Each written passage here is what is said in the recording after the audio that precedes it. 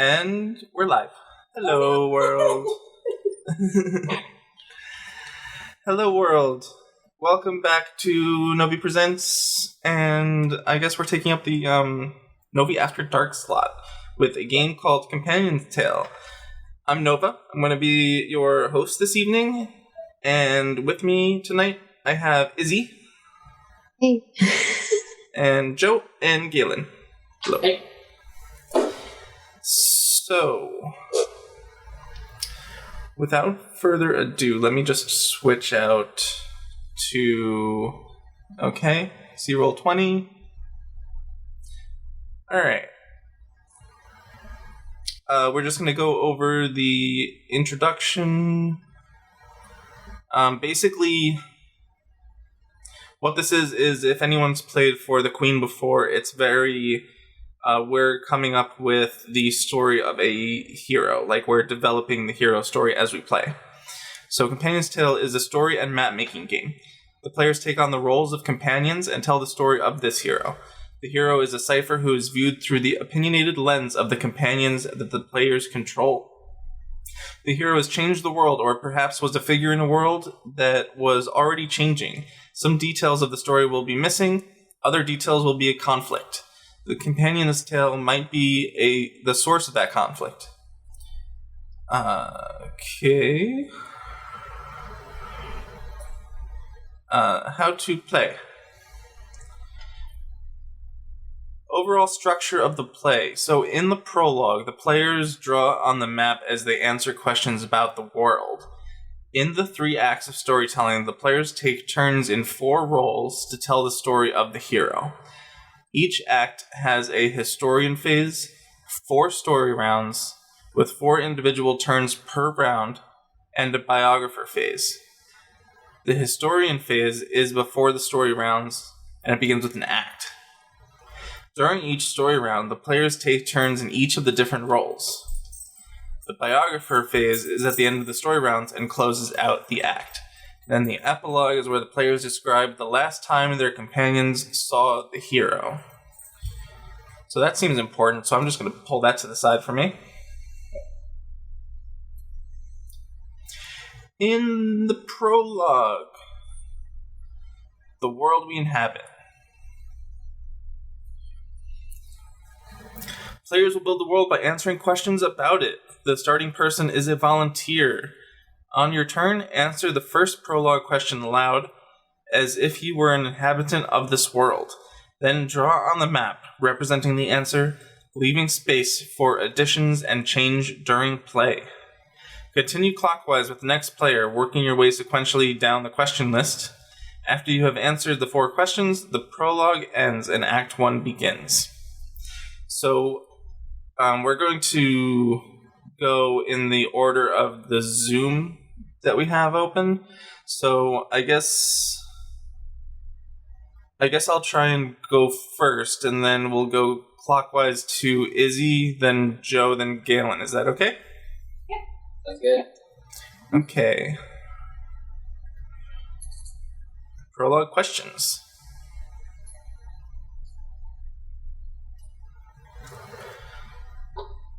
What is the most prominent physical feature of our land, and what virtue does it metaphorically represent?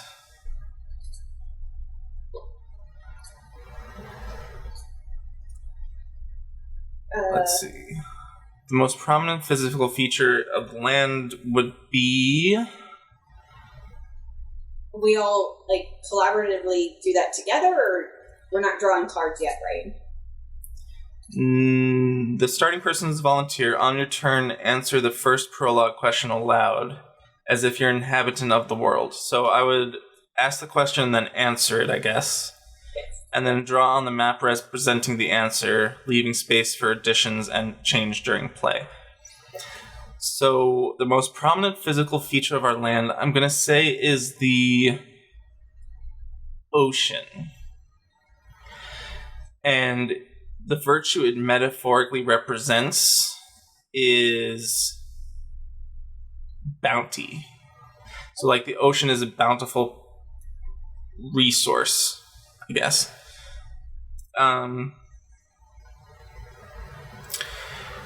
Where do I... In the big face cards or companion cards? Do I just... How do I draw on this? You click Brush. on...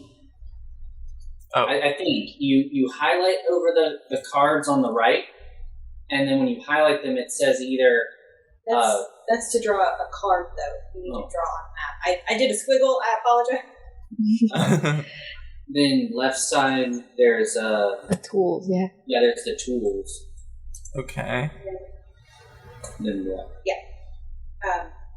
So, you have the little paintbrush, and you go freehand, and you can pick your color and doodle in that area. Or you use shapes. Yes. Okay, I'm going to pick a blue. And does this do like a fill? Oh, okay. So, big old plentiful ocean, right? Ocean. Looks kind of like the silhouette of a Pokemon. Who is it?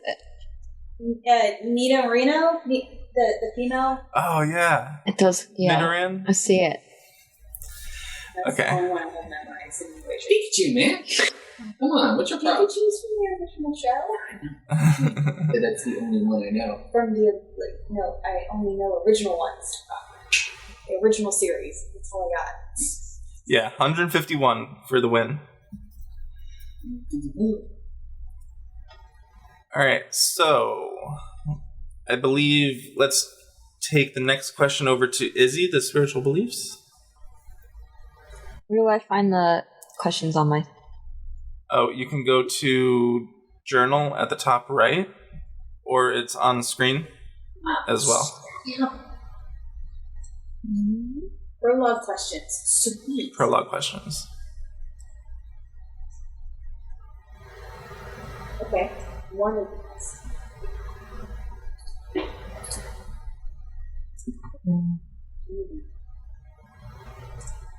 Oh.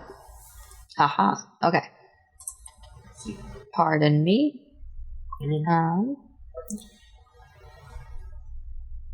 Do I choose one of the two? Yeah, so choose one of these questions. Okay. And the first of the three.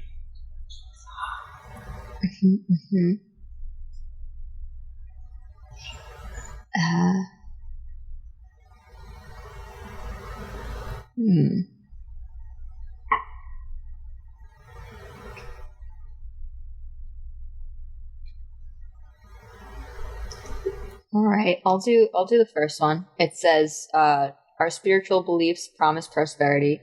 What must we do to become prosperous? What is taboo? So since there's a big ass ocean, we can say that kind of answering both that you have to like balance like what you're taking with what the ocean provides and not put harm back into it. Otherwise you'll ruin it for everybody. So to become prosperous, you have to take in a way that is measured, and what is taboo is overdoing it and harming everybody's resource. Don't know how to draw for that, but I think, if I'm not mistaken, Gaylen is taking notes. good. That's smart. Taboo part is wasting material. Yeah, it could be a number of things, like overfishing or polluting or I don't know. There's a lot. Yeah. Okay, so Joe, would you like to take on the next set of questions? Sure. Oh man.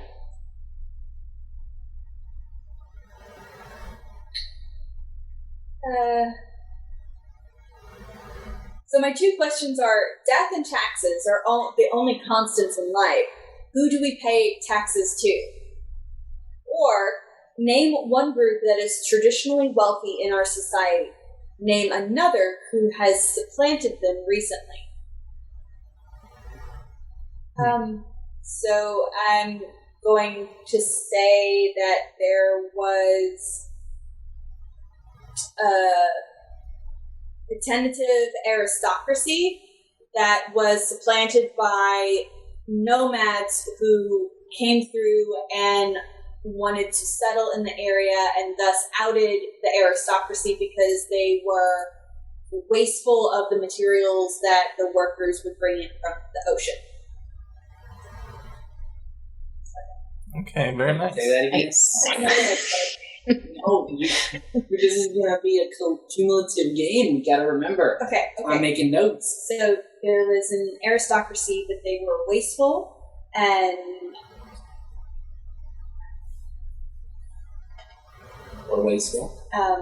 and nomads moved into the area and supplanted the aristocracy to bring back order and balance to the region.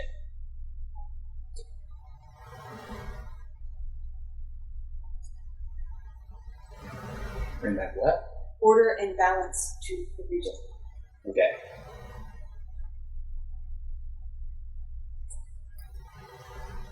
Very nice. And Gaylen, would you like to finish this off with the third set of questions? Yes. Which one? Wait, you said you did the wealthy one, right? Yes. I would say, what is the price of magic? Who wields it? I would say people who are spiritually enlightened, so who follow the rules of taking away that is measured. So the magic system is about measuring, balancing, and not wasting. And the price of the magic is it's got to come from if you overuse, then it comes from you. Like the overuse then it starts overtaking you, like polluting everything. Oh, like, have you ever seen the Sharahana Chronicles? Yeah, that one? Yeah. Very, very, very similar vibe I'm getting. Okay. I was, like, what first started coming out to me was, Earthsea. We kind of made a little bit of an Earthsea feel. Mm-hmm. So, ran with it. Okay. All right, we've got our questions answered here, so we're going to move on to Act 1 of 3 acts. So, in the 3 acts of storytelling, the players take turns in 4 roles to tell the story of the hero. I'm going to start with the hero's genesis. All heroes start somewhere. What is this hero's origin? Here you are introducing the hero, and now is a chance to establish existing institutions and cultural norms of the society that sparks the need for a hero.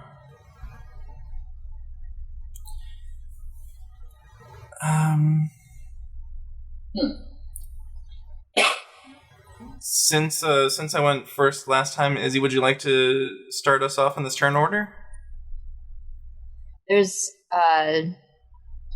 it's just go for it on this question. So introducing the hero, and we're trying to establish existing institutions and cultural norms that would be the reason why we would need a hero in the first place. I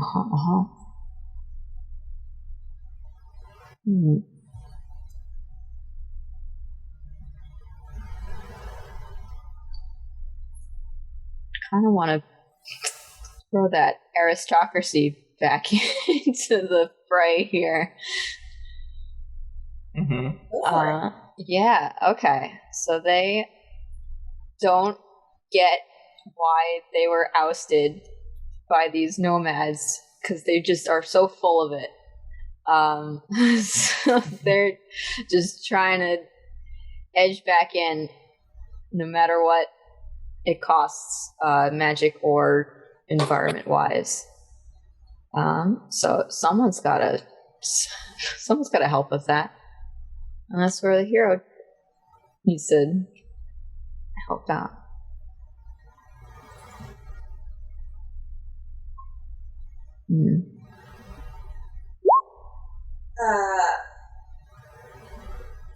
So then,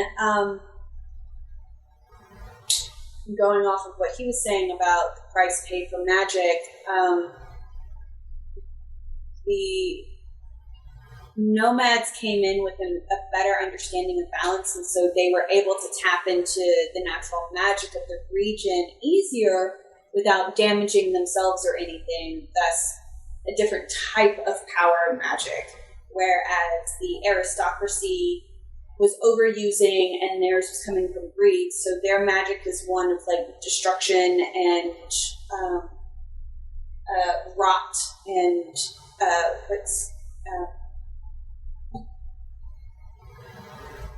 I went blank on words. Anyways,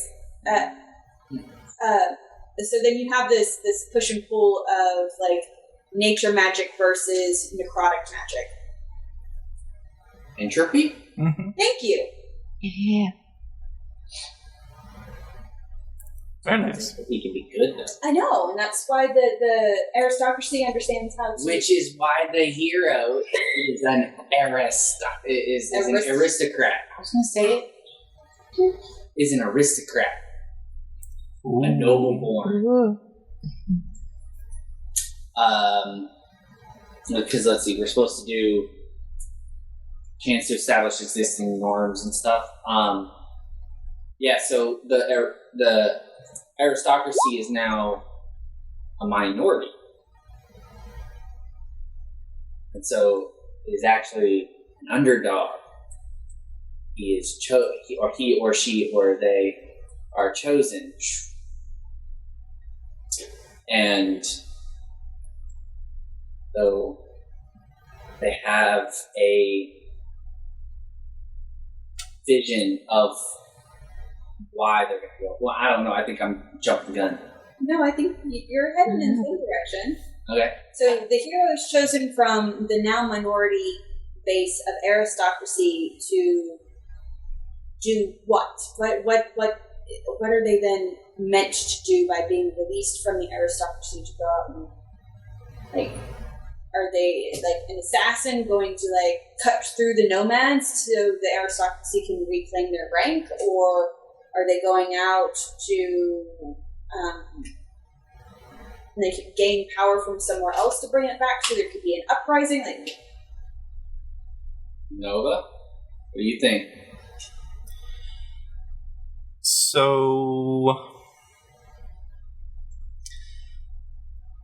I'm going to say that the aristocrats, since the hero is noble-born under the banner of the aristocrats, I'm going to say that maybe the nomads lost their way and are becoming as bad to the aristocrats as the aristocrats were originally to the nomads.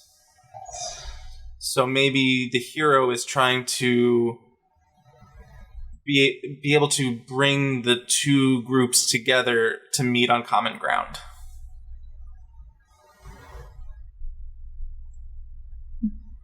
Yeah?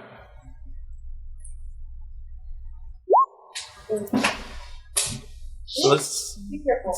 take a look at our next thing here. You said the hero is there to be able to find common ground between the two groups. I'm sorry. Yeah, so the hero's there to find the common ground between the two groups because when the nomads originally came, the aristocrats treated them like crap. And then the nomads rose to power, but now the nomads are doing exactly what the aristocrats did to them, and they're not seeing that that's wrong. So they're the hero's trying to get the two to meet on common ground. Let's see. The next piece is the historian phase. The historian phase plants thematic events and situations in the world at the beginning of the act. Begin the phase by drawing one theme card that is shared by all the players. So theme card goes on the board down here. Each player takes a turn describing the historical event inspired by the theme card. Each player draws an interpretation of their description on the map as they take their turn. When playing the historian, choose a part of the map that briefly describe events happening there. Then draw a simple representation of the event onto the map. Going strictly in order is not necessary. Go as an idea comes to you. The phase ends when everyone has gone once. So, let's shuffle the theme cards and draw one. One card, please. Deal. Oh, I need to deal a card to a player. Or how do I just... Oh. Oh, perfect. I just drew on it. Okay, patience. Let's see, what does this entail? Can I zoom in?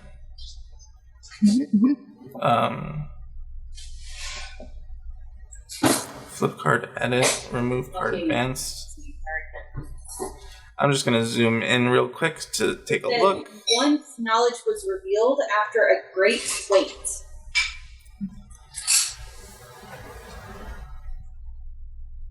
Knowledge revealed after a great wait.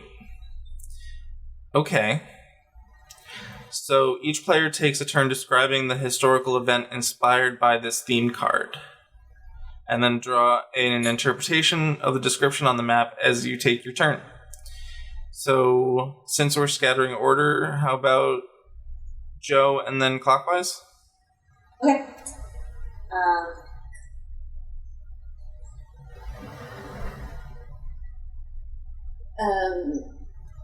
So, I think the first revelation of patience was that the aristocracy had ruled the land for hundreds of years, and the workers, that the fishermen and artisans that dealt with going out into the ocean and bringing in stock and then manipulating that into food, jewelry, clothing, all of those things, were beaten down, and they were very patient, and that the nomads would come through. When they were there, things were good, and when they left, it was bad. But they were patient enough to allow the nomads to come and settle in their own time frame. And when they did, it brought the knowledge of how nature can reinforce the magic and make things stable again. Mm-hmm.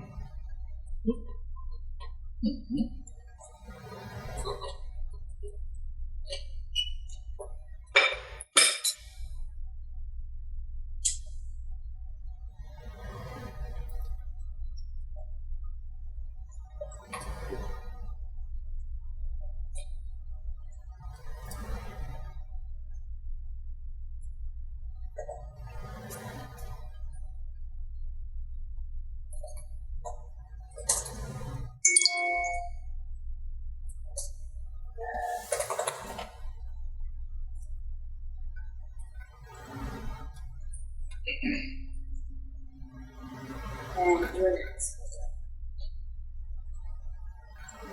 I knew that. Right, so theme card. Is patience. Oh, no. We're sharing it. Mm-hmm. No, we all share the one thing card. Oh, we do? Yeah. Okay. But we describe different events. Okay. Oh, before you do that, the player draws an interpretation of their description on the map as you take your turn. So, Joe, would you draw.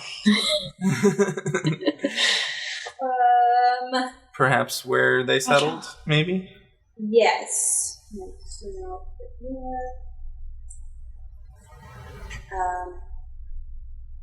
Right, okay, so drawing with a mouse. Okay. I know I would have put my tablet up, but... And this is weird trying to make the aristocracy be like good guys. Mm-hmm. I can know. I believe in us. What a twist. So, patience, right? Patience. There was a great drought. And normally, nomads just move from one place to another. But this time, there was enough great drought happening, ironically and crazily, next to a giant-ass ocean. Something happened. And honestly, it was so long ago, people don't even remember. They just know that a great drought happened. And when the nomads tried to just pack up and move, they couldn't find a good spot. They couldn't find a good spot to settle, and so eventually they went to the aristocracy and went, "Hey, you need to let us in." And at first there was tensions, but because the aristocracy was trying to give their value as a minority to the majority, they actually shared some of their knowledge of storing away and buying and trading food. And so with all of this new amount of population coming in that they had to feed, there actually was enough stored food for a long period of time that allowed at least the first start of peace to happen. Mm.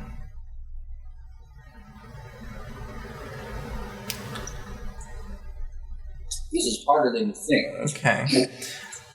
So, Joe, that drawing's really cute. What the hell? I made like a viney thing with a flower. I don't know. That's Yeah. So food stores. Yeah. Food stores. Okay.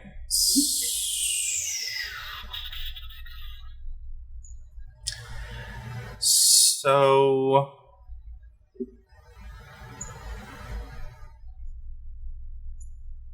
let's say that there is an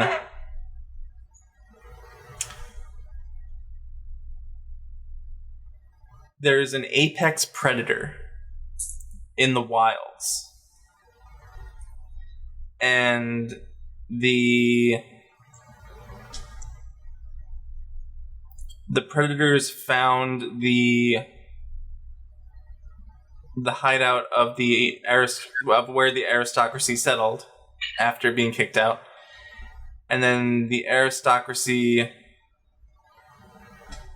wants to go to war with the nomads in order to get away from these apex predators.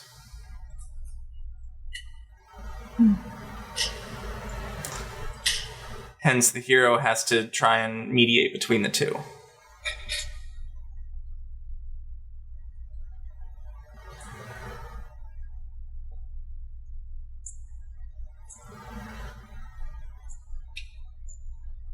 Where are those predators? I'm imagining like they would be freehand.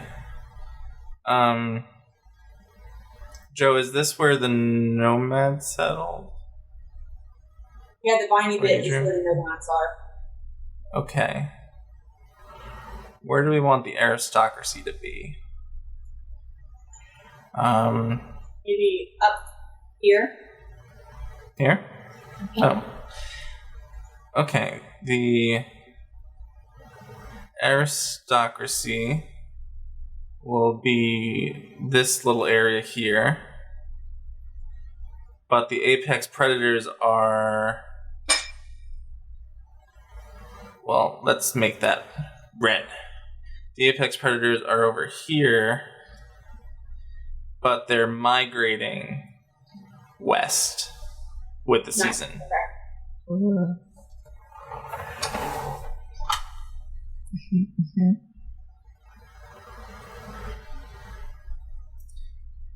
Okay. All right. Historical event. I can't get this one ecology story out of my head, so we're gonna make this canon. So there's going to be a ridge, like a cliffside, that goes into the ocean, and going off the food source thing, probably one of the main sources of food is kelp or some great seaweed. I love seaweed. Very good.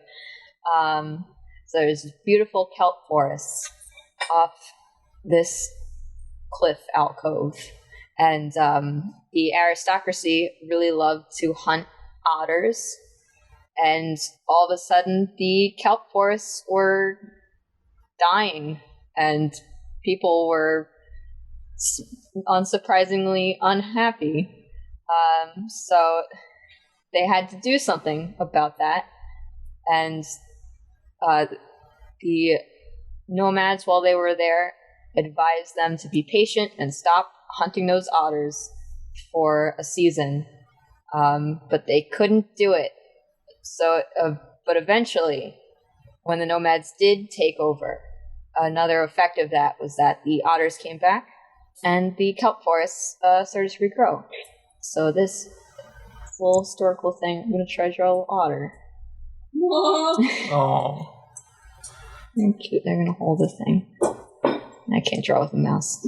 It's adorable. Yay. You can hold a hand of another one.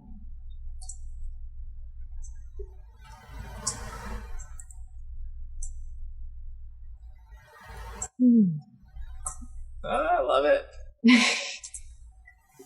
With the kelp in there too. Yeah. It's not very good. I'm so sorry. But yes. Oh, you're good. I did circles and squares, so. I swear I'm an artist. I think that'll move us on to the story round now. Okay. So, story round structure. In each round, each player will take a turn as one of the roles: the cartographer, the companion, the witness, and the lore keeper. At the end of each round, the roles rotate. At the end of 4 rounds, each player will have played each role once. This marks the end of story rounds for the act. So in Act 1, a companion is introduced in each round. At the end of Act 1, there will be 4 companions who have told their story.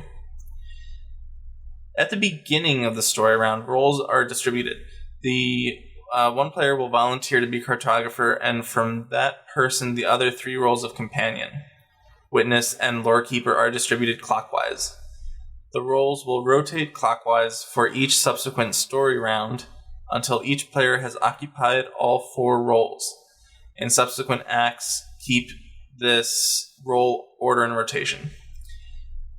So we'll card setup. We set out 4 companion cards face up, and we start the play with the cartographer. Okay, that's a lot. Yeah. All right. So the cartographer has to be a volunteer. Would anyone like to volunteer to be the cartographer? I'll go ahead and do that. Go. Okay. And from that person, the other 3 roles of companion, witness, and lore keeper are distributed clockwise. So Gaylen will be the companion, then I will be the witness, then Izzie will be the lore keeper, and then we'll go clockwise. until all 4 rolls have been done by each person. Cool.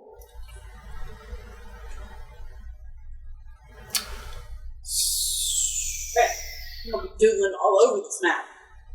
Yeah. Yay. So, set out 4 companion cards face up. Where are the companion cards? Let's shuffle. Here goes my hamster.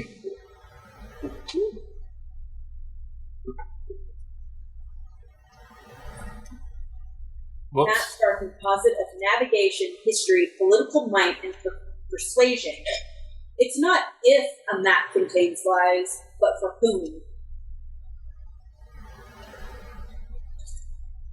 I like that a lot. Very good. Okay, so the 4 companion cards. We have Rescued. The hero changed your life forever, and was it for the better? We start with the cartographer. Did the hero change my life? The hero did change your life forever. Oh, what? Whoops. No. Go ahead. The hero did change your life forever. Was it for the better, though?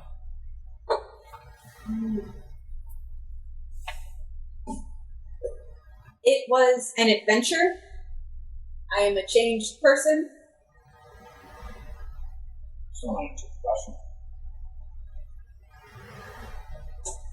I have nightmares on certain nights, but I definitely enjoyed the path. So yes, I'm a pragmatist.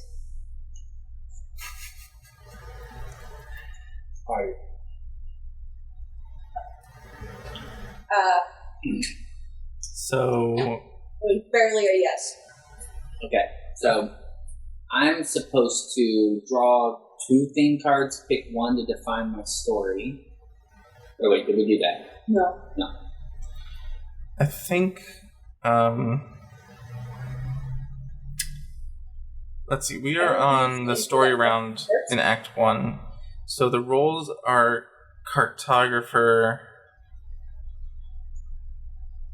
add, edit, curate, and manufacture the subjective truth of the map.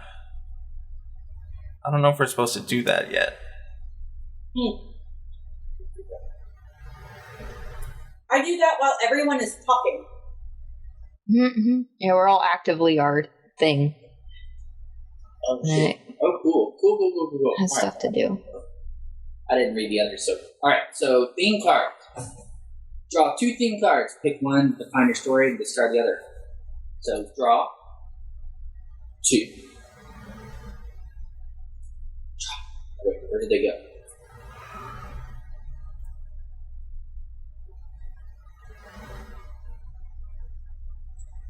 Oh, it's down on your name.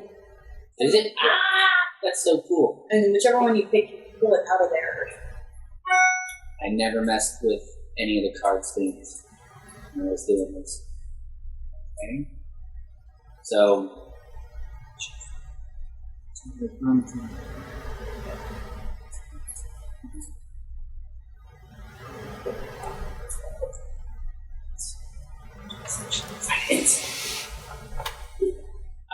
I'm totally choosing this.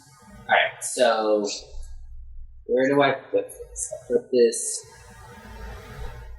Companion? Yes, because I'm a companion. Woo!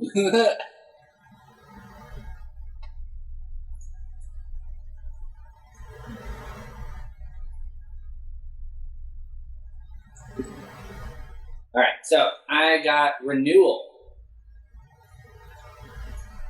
How do I just... I think I just go like this, and then I go, pow! Haha! And then, I know my things. And then draw 4 companion cards. Oh, snap! No, that's not the X. That is at the top, right here. Draw 4. Oh no! Oh, shit. I did something bad. I deleted that card. I'm so sorry. Oh no. I don't know how to get it back. Yeah, I I don't was think trying you can. Oh no. Renewal, perfect. Control Z. It's back. Thank It you, renewed. Control Z. Yeah. It renewed. I was trying to get rid of my dumb little line that I accidentally wrote. I don't know how to get. Part of the game now. It is. Yeah, it's part of the map. Okay. I got this. So I'm supposed to choose one of the four.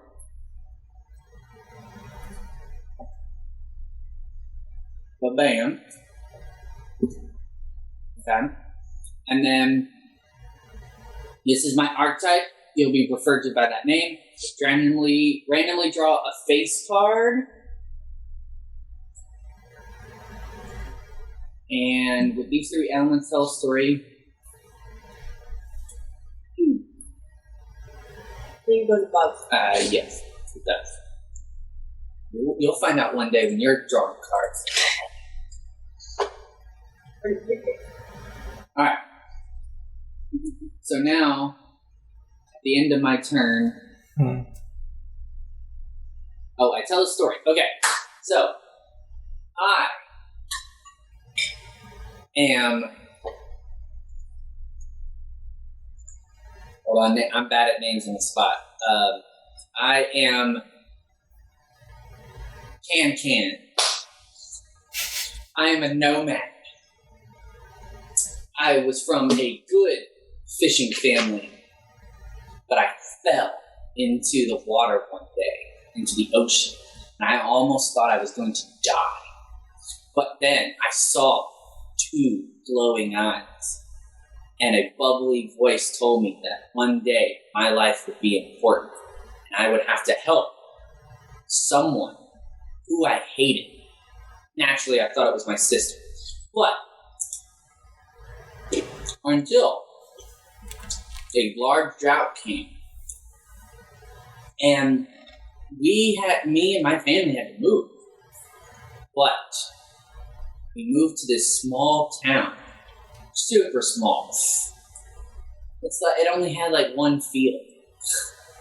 But I keep saying but a lot. I like but. But there was this person who, right when I got there, tried to beg me for money. I don't have any money. I don't need it. So I told him to go away. Unfortunately, I've been stuck with that boy ever since. I don't like him, but I keep finding him everywhere I go, even though I've tried.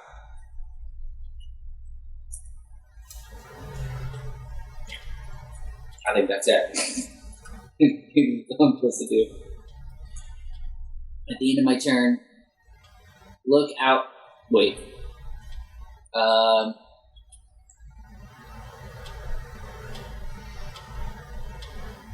sweet. Okay. Yeah, now the witness goes. Yeah, I'm very confused by this. Witness, you provide updates to existing events from a bystander's point of view. My duty is to nudge other events in the world forward. On your turn, look to part of the map where the hero and companions are not. Take some previous event, perhaps from the historian phase or a story mentioned a few rounds ago, and describe how it goes forward. You don't need to tell the whole story, just share some facts. Witnesses can tell of events before and after the companions' events. Leave open situations on the map for each other to play off of. Companions are at the center of action, historians and witnesses are elsewhere, and the lore keeper goes after. Okay, Awesome, we got one.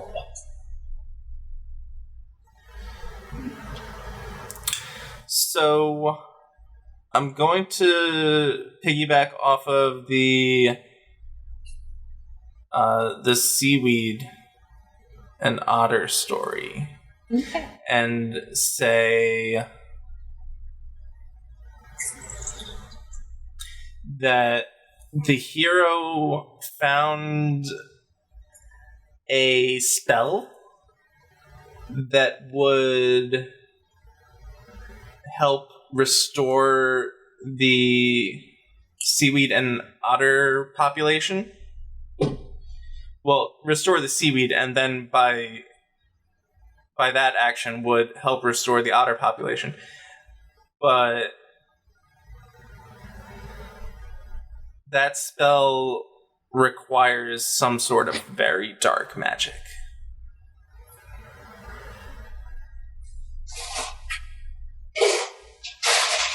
And that dark magic involves the blood from an apex predator. Whoa. Tie that in. Yep. Yeah. Okay.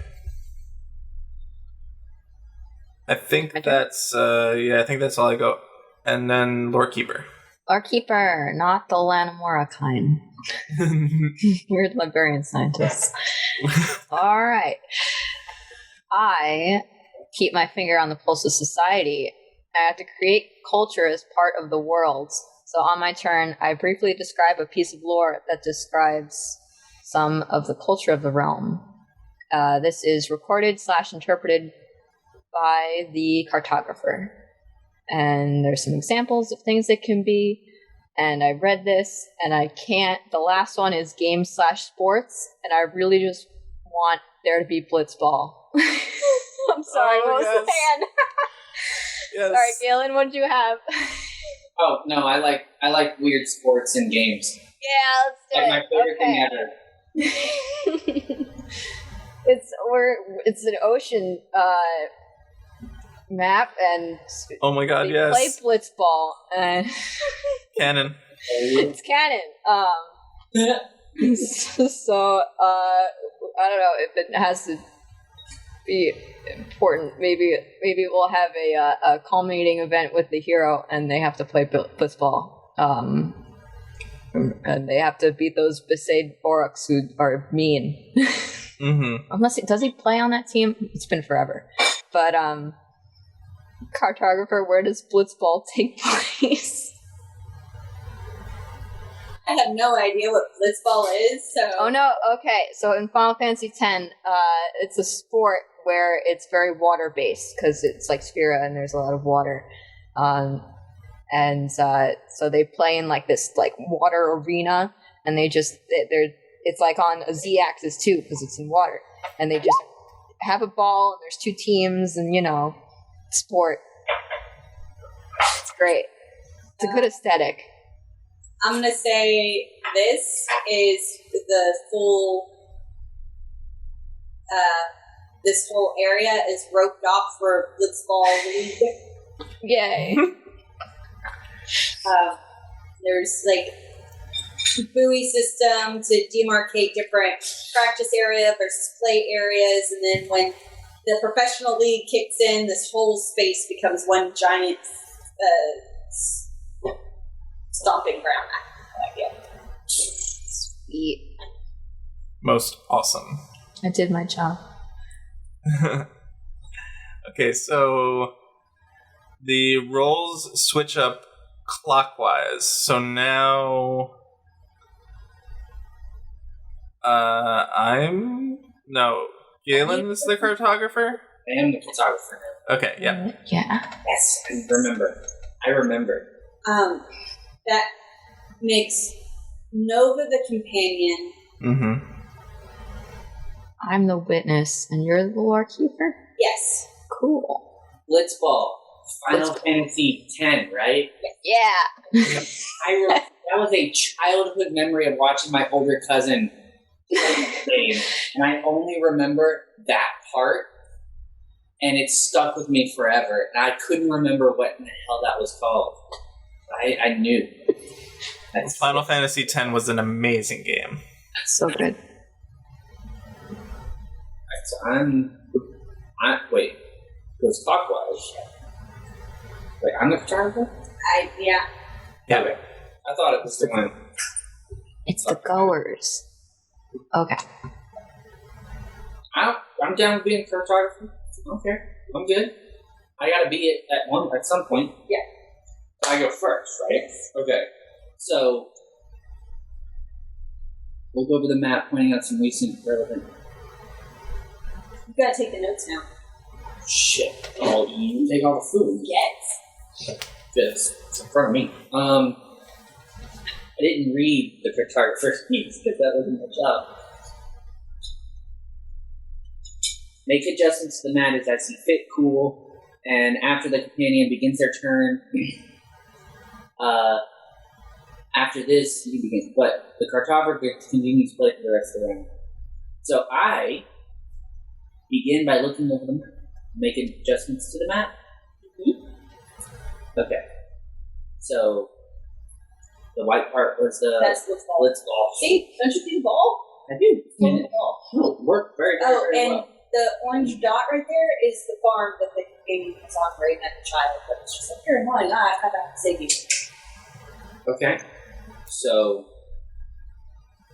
damn, my job's done.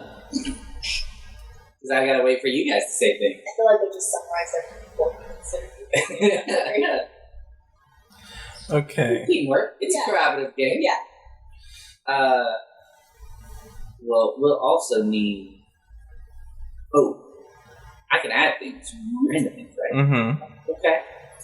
Okay, here's what I'm gonna do. At some point in time, large bridge is made. Connecting. Crap, I can't remember how to pick this up. It's been a while since I used it. There we go.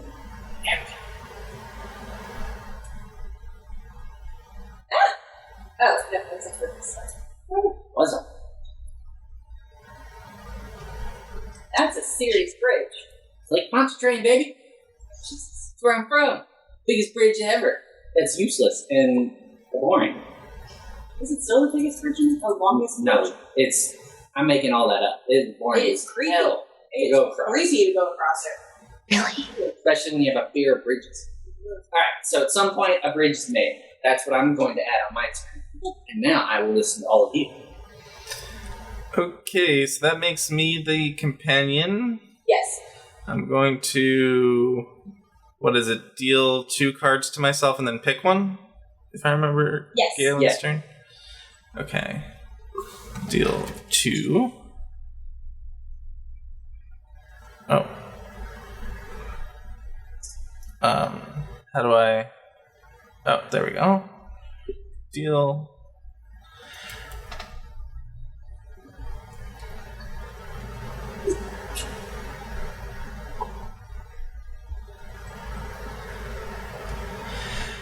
Okay, I'm gonna go with Oracle.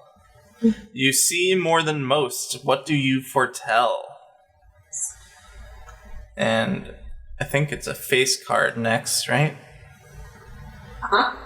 Okay, I'll just take the first one. Oh, he looks like an aristocrat. Alright,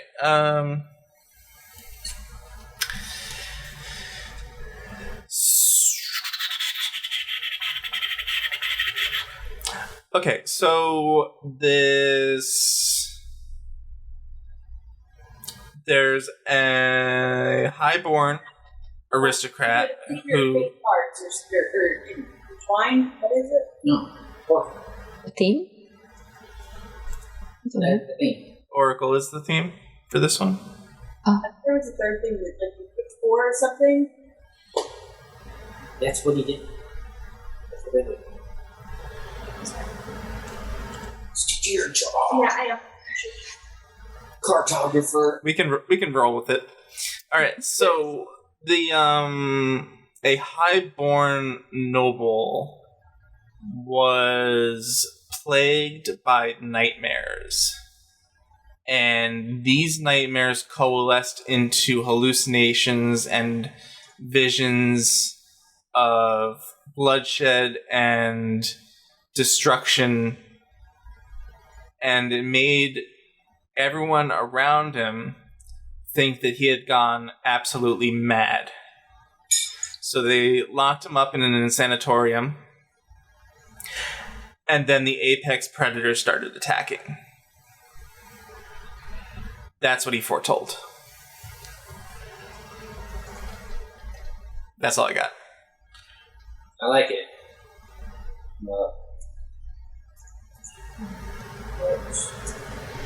Okay, so that makes Izzie a witness. Witness. What do I see? He foretold.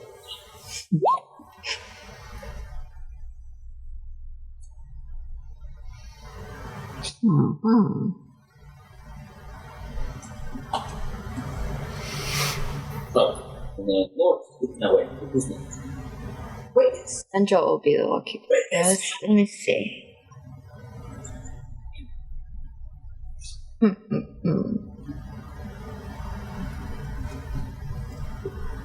Shit. Looking for the notes on the.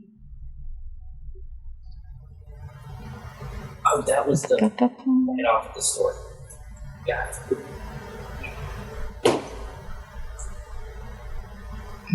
Okay.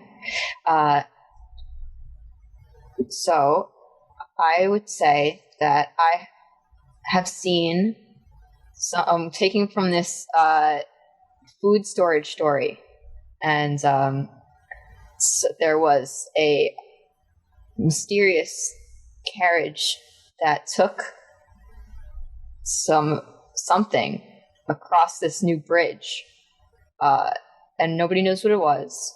But the next day, I noticed that there was some food missing from the storage on the east side of things. So what's up with that? Okay. That's what I got. Plot thickens. Yeah, what's going on? A lot of things. On the east side? Yeah, where the storage is. So there was something went across the bridge, and 2 and 2 together, but is it? There was some food missing. Terrible. Maybe that happened under the cover of the predator attack. For looking for a time. Just realized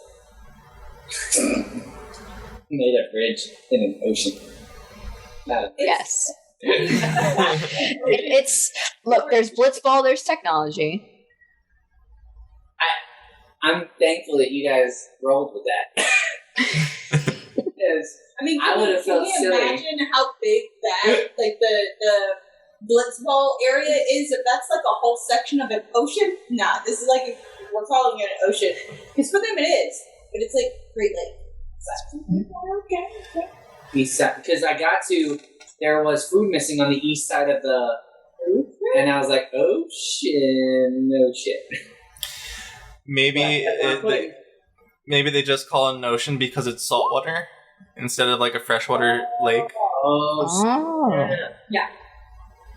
Okay. Let's see the guy.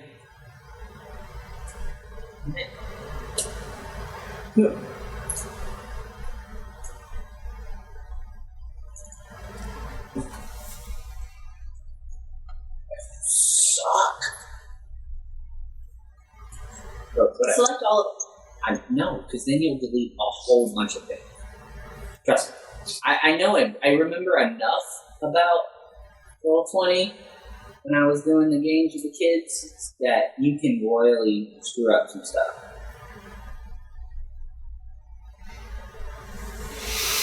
That's where that dude is from. And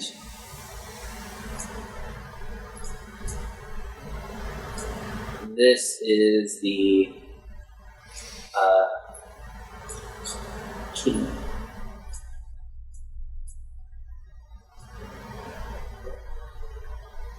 This is the insane asylum.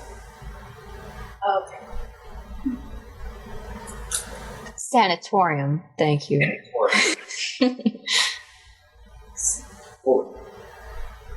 Okay. I don't have a good symbol for sanity. Let's see. Next is... That was everybody. Yeah, so I would be the cartographer next, I believe, right? Oh, Joe hasn't gone. Oh, lore keeper? Stuff in her face. Just keeping that lore. Nice.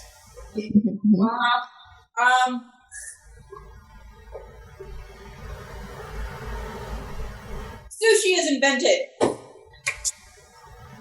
Nice. I was sitting over here, like, thinking mad hard, like, how can I incorporate the alpha hunters, like, some kind of, like, myth, and my brain was just like, fucking food. So, fine, food and ocean people, sushi exists. There. That's my contribution. Love it. Yeah.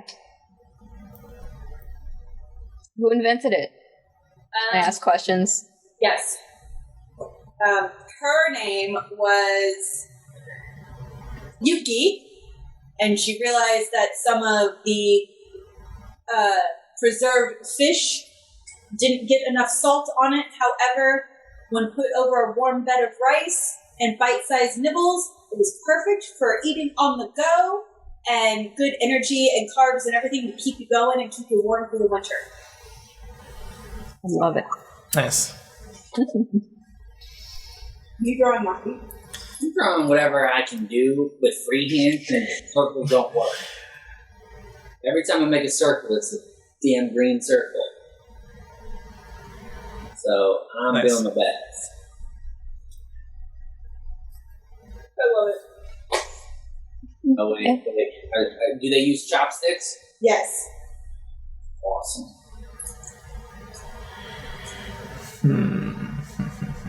Oh, shit.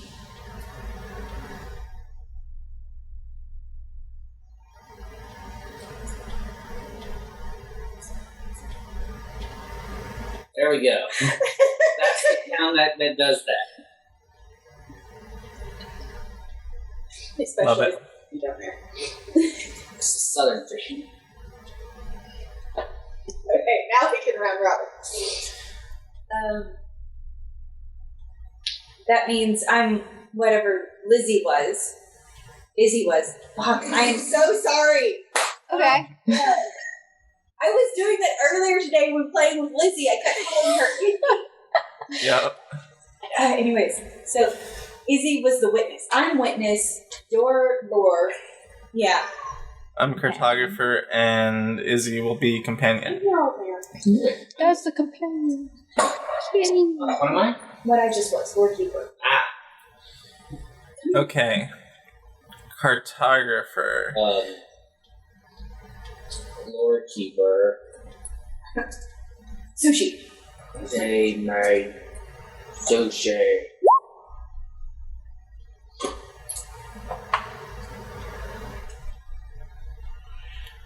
I don't actually know how sushi came about in our world, so that was just me farting out an answer. Like, don't take that as any kind of legitimate anything. No. I'm going to, actually. So, cartography-wise, they created a tank, basically, where they would farm seaweed for sushi, but that kind of cut off the otter population from the rest of the ocean. Does this mean they created a sanctuary? Because otters are actually really, the kelp forests rely on otters for aeration down at their roots, and so, like, is it an otter sanctuary now, or are they just trapped there and it's festering? Like, what? They call it a sanctuary, but they're really just there to farm seaweed. It's just incidental. It's beautiful. Okay. Yeah. So there's like a, not a safety net, but like a containment area to help the seaweed grow. Nice. Anyway. Companion.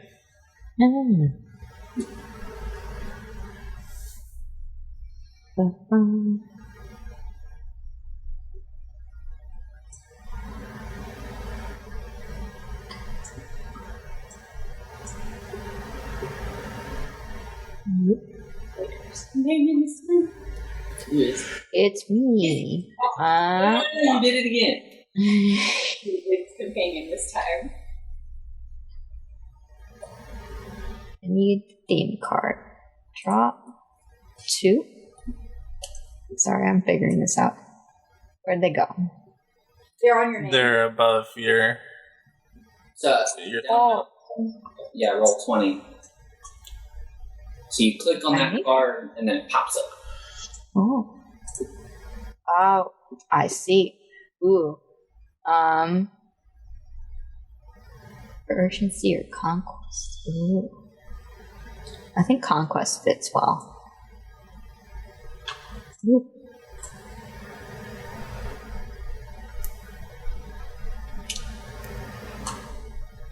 Where's that go? It's another theme card, right? Where does. Is it in the rolls like this?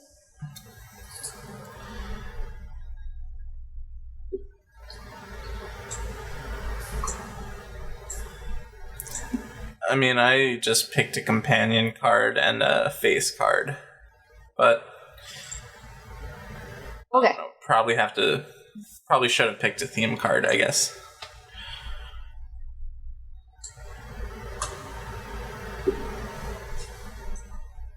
So Conquest says, once an invader from afar came into our land, which is something that we already established, which is great, or once our banners were raised in foreign lands. And then I have to get the...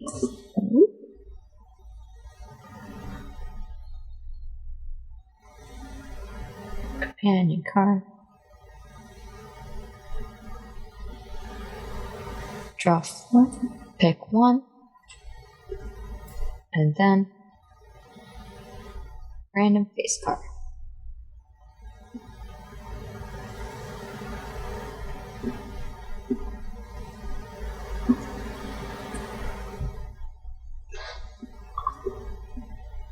No.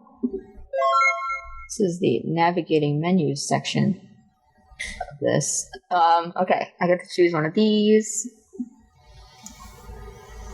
And the face.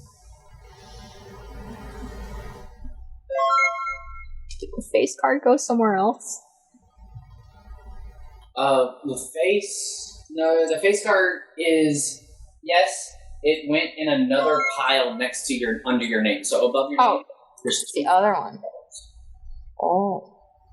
I only know that because I had a bunch of kids start doing that in the middle of my game, and they created cards and they couldn't figure out how to delete them. So forever, I had cards all stuck on the screen. It's real.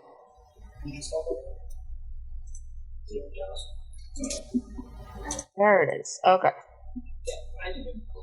On. This stuff. Very cool. And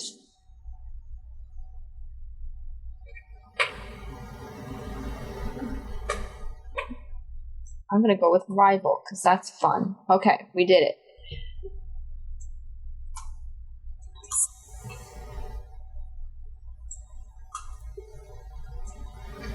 Okay, so I am this handsome fellow over here, and I'm rivals with the hero. So I'm gonna say that I think that the hero is still just set on being an aristocrat, and I don't understand what he's trying to do at first. So I keep like crossing paths with this individual and trying to get in their way. And then eventually kind of start to understand that no, they're doing what I want, which is connecting things, and that is a good thing, and look how it's impacting stuff. So that's going to be what this I'm up to. Is that good? So where were you at? Yeah. I think I was traversing the old nomad path. to the west there. Okay. Mm-hmm. But then afterwards, just kind of trying to cross paths wherever the hero went. So we'll keep track of that as it occurs.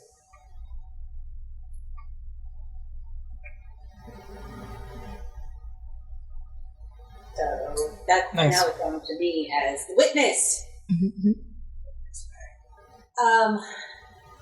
So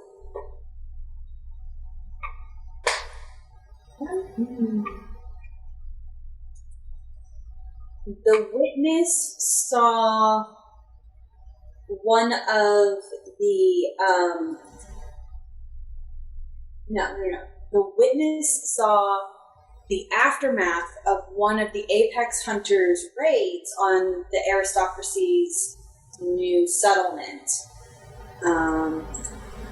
Let's say up here.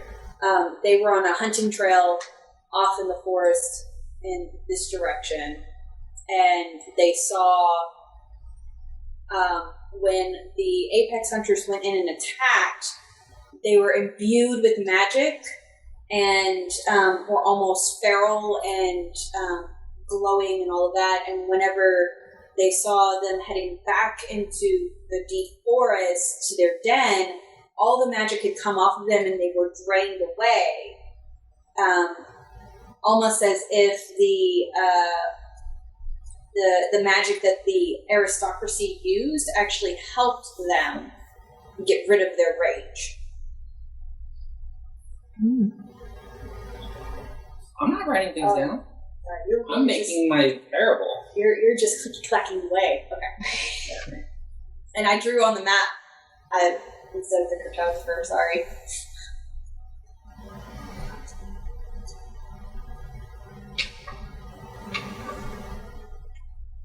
Alright. Is it my turn? Yes, it is. Alright, so I made a parable.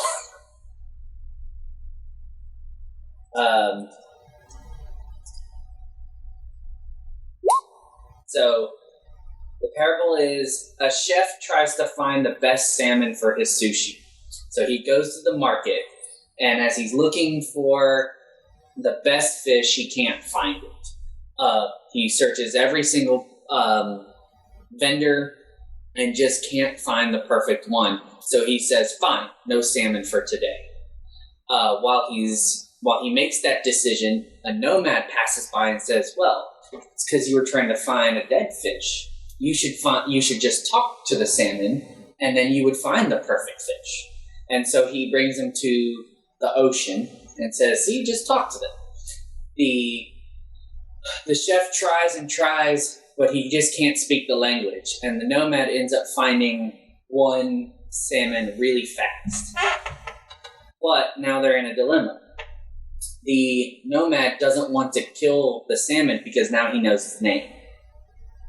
So the chef, they're both arguing with each other about what to do. The chef says, well, we shouldn't have salmon today because I couldn't find one and you couldn't kill it. And the nomad says, no, you just eat that fish since it's already dead and we don't have to harm this one at all. Like, you can still have your cake and eat it too. I mean, why are you being so picky?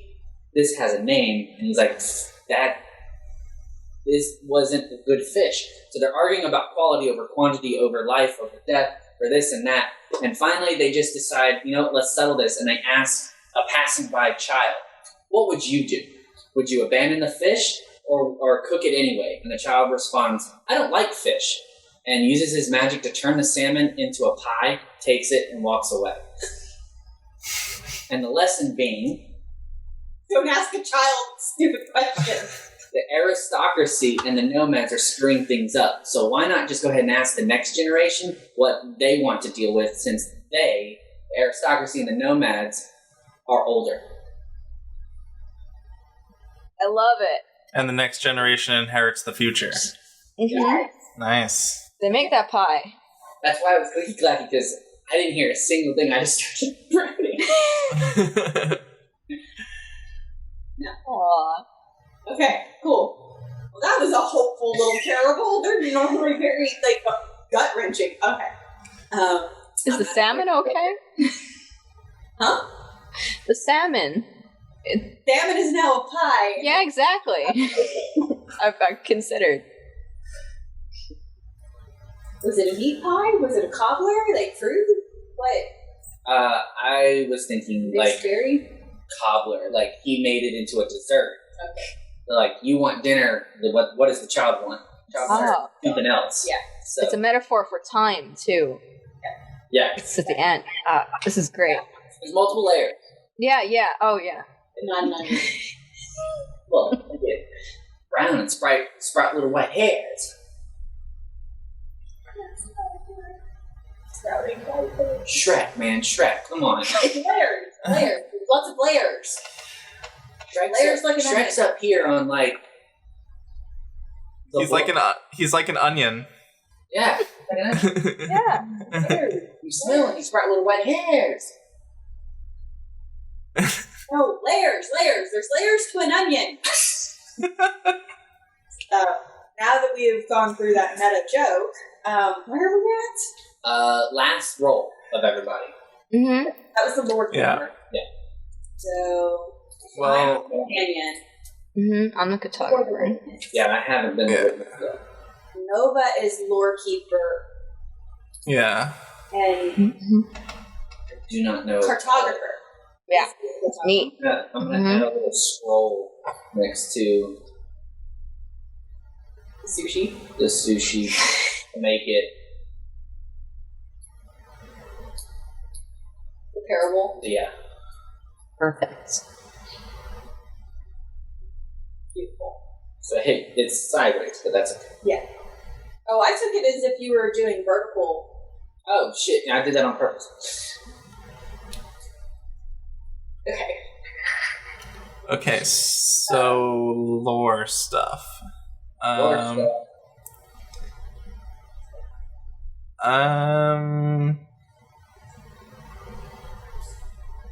Oh God, we're only on Act 1. Oh my god. I know, right? This is a long game. Hey, yeah. We're building worlds. This is so much fun, but this is so much information. I mean, that's the point, is we're building up the world and culture and everything for a hero. Yeah, So this can be doinked out of here and played elsewhere. Like, we're doing work for you. Literally, you could take this nonsense in the next that's right. I'm kids gonna session. You homebrew. can use all We're this. we're playing in this world, and they're just gonna screw everything up. Yes. They're just gonna want to play sushi all day. You know what? Perfect. They would. They would make it into nothing but blitzball. It's so much fun. Yeah. I'm making a drawing up front because there's a variation of that story where it's a fur-bearing trout. It's in the north, if that's okay. Yes. That's Perfect. Little white hairs. Excellent. Okay, so legend has it that underneath the Blitzball arena is a buried treasure. And nobody knows what this treasure holds. That's terrible. There we go. Okay. That's a better chest. Nobody knows what this treasure holds, or even if it exists anymore. Could be wiped away, washed away, disintegrated. Who knows? To be determined. Can you guys throw back the companion cards? Because I don't have any to choose from. Oh. No, I think we've been picking 4 every time. Yeah, but there's not any in the deck for me to draw from. So you guys need to put them back somehow. How do I do that? Recall. I just. Oh, here we go. Maybe it Get out of here. error message saying that There we go. draw from. Recalled the ones that were unused in the player's hands. So you should have a few to choose from in there. Oh. Do you?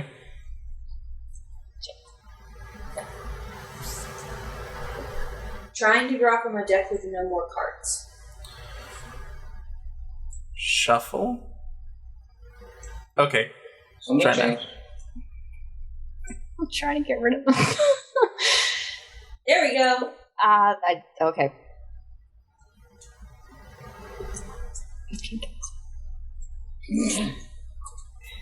Don't call HR. He's my husband, I swear. No, it's fine. Bam. You are not good at whispering, just like your mother. I do that on purpose. Come on, do some things. Okay, so that is my face. Oh no! Well, he now has a scar. No, the star is going to stay there on the screen. Hells. Mm.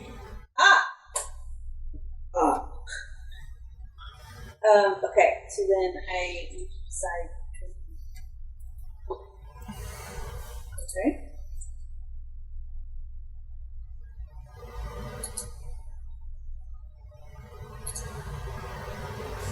I'm gonna go with deceit is my theme. Deceit?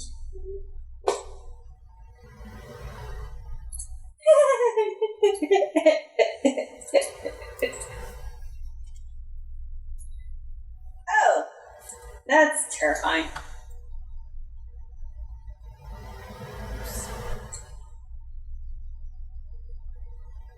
Okay, I like that one. And then I am a mercenary. I had the option of bard. I'm gonna say that out loud. I had the option of bard. And it goes, most of your stories are lies. Did you even meet the hero? Oh. Could have totally had a Witcher thing going. Very, very simply. However, this dang face is not the face of a bard. You never know, man. Maybe that's his performance face. How do I send these back? Recall in player's hands. Recall. Okay. Well, now it's not recalling. Now you're just deleting them. Whatever. Crazy person. I did it. You're like taking cards and throwing them in the trash. Actually, I gotta admit, number 3 is the bar. Where do these cards down at the bottom come from? Rescued, spy, outsider, mentor. I have no idea. I think that was a failed attempt at reading the rules. Oh no! So that could be it. Whatever. Oh yeah, because this is for another round of companions in the Take. And then recall. Okay. Those are goodbye. So my theme is one of deceit. I'm going with once a great and grave truth was revealed. This companion is a mercenary, and someone from the Nomads, one of the leaders of the Nomads, put out a hit on the hero to prevent them from forming an enclave between the aristocracy and the Nomads, and the mercenary was hired to go out and slay the hero, but in combat they have found a true friend instead, like that good old frenemy situation, and instead of slaughtering the hero, the mercenary realized that he could learn so much from them, and instead teamed up with them and began traveling around to help form allegiances and bring in other bands of ne'er-do-wells that normally would be on the outskirts of this kind of fight. They are able to bring them in and help the hero reach alternative parties. Nice. Who goes next? Witness? Okay, witness, yes. Ha-ha! Witness me! I want to add that in this story so bad, but it's It's not going to happen. Alright. So I'm going to add something that,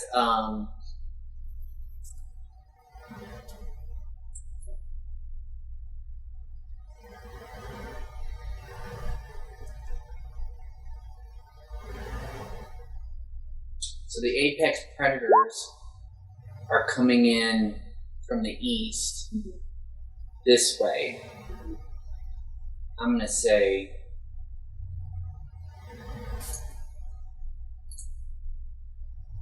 that there is also push south. Oh no! Food storage. So as they're going to the west, there is also an event that happens. Maybe it's the drought, and so that means they or something. The shit. Maybe I should choose. Actually, it's because of the tank. The otters. Well, the otters, yes, but it's really all of the people gathering in this area. Because not only are they trapping off, the animals and the kelp and everything, sure, yes, but they also now are staying near that to tend to it. So they're no longer moving around. It's aristocracy, and or maybe even nomads are taking up their solid, stable life, static sort of lifestyle. So the predators are going to start coming down. Okay. You woke up. Okay. I think we all had a turn, right? So now it's end of story rounds. The biographer phase is next. The biographer phase throws suspicion or praise upon the companions of the tale. Each player takes a turn choosing a companion controlled by another player.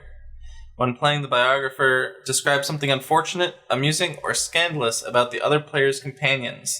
You don't need to agree with that player's interpretation of the companion. Use the third person when telling the story. Going strictly in order is not necessary. Go as an idea comes to you. The phase ends when everyone has gone once. This also ends the act. Okay, so basically we just have to make up shit about each other's companions and start shit. Cool. Start.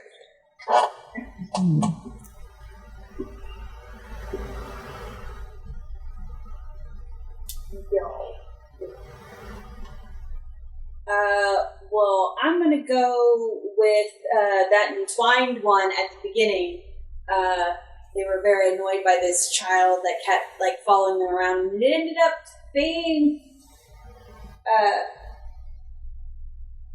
wait, no, that character's a nomad, right? Yeah. And you just said that the child was a beggar. Yeah. Well, so in my mind, I was thinking that the hero started off as a minority. Yeah. So there's panhandling and stuff in city streets. Okay. That's not a nomadic lifestyle. That's a city lifestyle. So the child was the hero as a kid, and followed around this nomad in particular as a kid, and that led to the hero understanding the nomad's culture in a way that most aristocracy wasn't willing to learn about. But it was just because this one nomad took begrudging pity on the hero and helped keep an eye out on them as a kid, and didn't let them die in certain situations, and eventually took them to the settlement up north and was like, here, I can't keep taking care of you for too much, and left him in the city up north instead of wandering around in the nomadic city. That's not smart. Yeah, right? I don't know. That's the biography that I have. I'm gonna say that I heard, and I don't know if this is true or not, but I just heard it, that the entwined actually was in that drowning situation because they were swimming trying to look for that treasure. Oh. Womp womp. Right.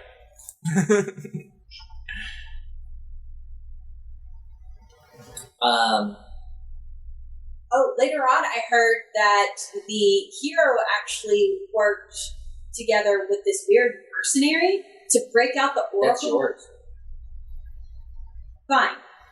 The hero worked with their rival to break out the oracle from the sanitarium, because the hero was really interested in helping the oracle, so the hero could have the information from the future on their side when trying to unite the nomads and the parasites. So no one really knows if the oracle was still in the sanitarium or out running rampant with the hero.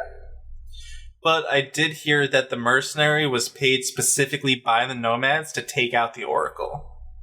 Oh. I heard that too. Okay. Wasn't really the hero who was trying to get the oracle, but the hero stopped it? Yeah. Okay. The hero stopped him, and, I wonder what the oracle said that convinced the mercenary to stay. Well, I heard once that... Sounds like a rumor mill now. It is. I heard that the We're oracle... doing your favorite thing, gossiping. Kind of get it. I love this. I heard that the oracle said that while he saw the danger coming, he also saw a solution. And he only knows that it's in pieces and it's hidden in places of great value or secrecy. Like maybe the long historical stadium of Blitzball. I can't not laugh. We're gonna get sued. Oh, it's great. Yep.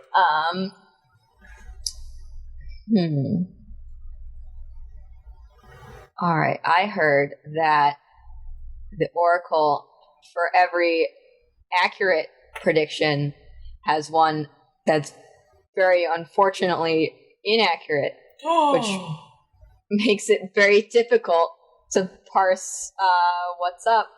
And sometimes the strange, silly ones come true, which is always fun. Yeah, well, I heard the rival is taking up the ocarina between missions. I heard that the mercenary only has that nose ring because he tried to impress someone when he was young, and it didn't work.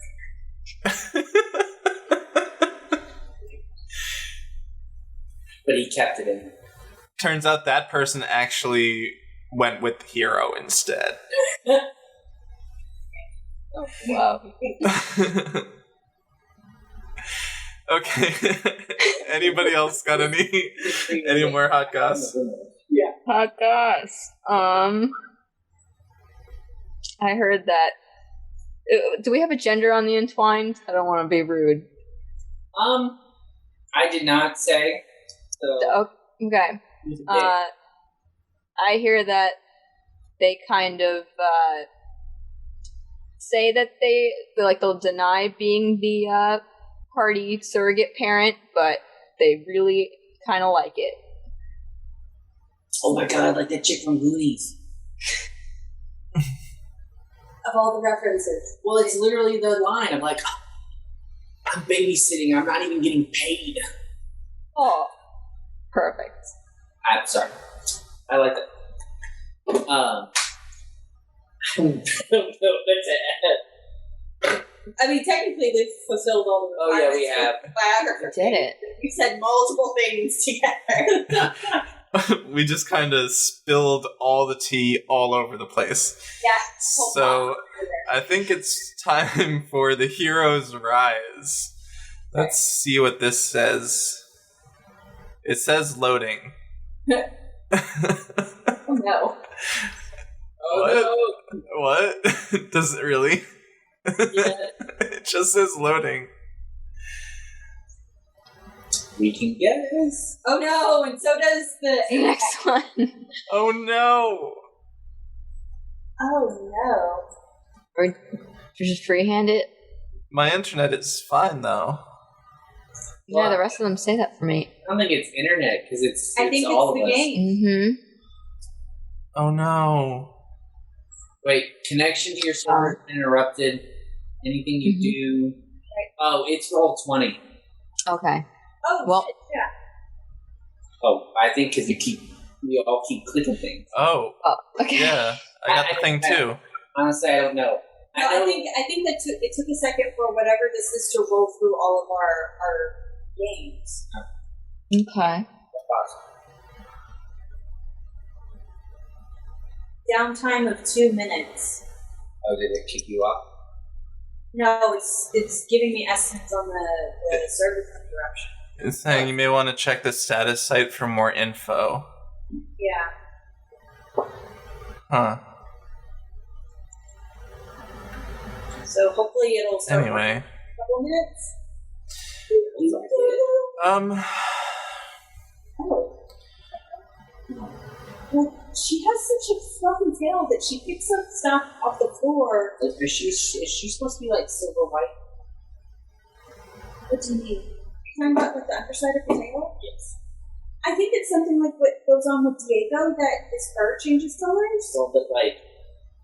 Yeah, no, like that's her fur, but see how she like picks up crap? And when she rubs on other things, she deposits it. But no, that's just her fur. That's silver. It's your fur.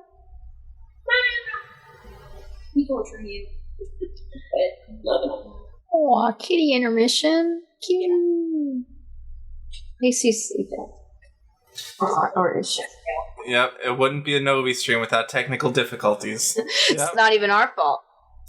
Nope. Thanks, Roll20. We can kind of freehand. I'm sure it just talks about, like, hero coming into the right of things, right?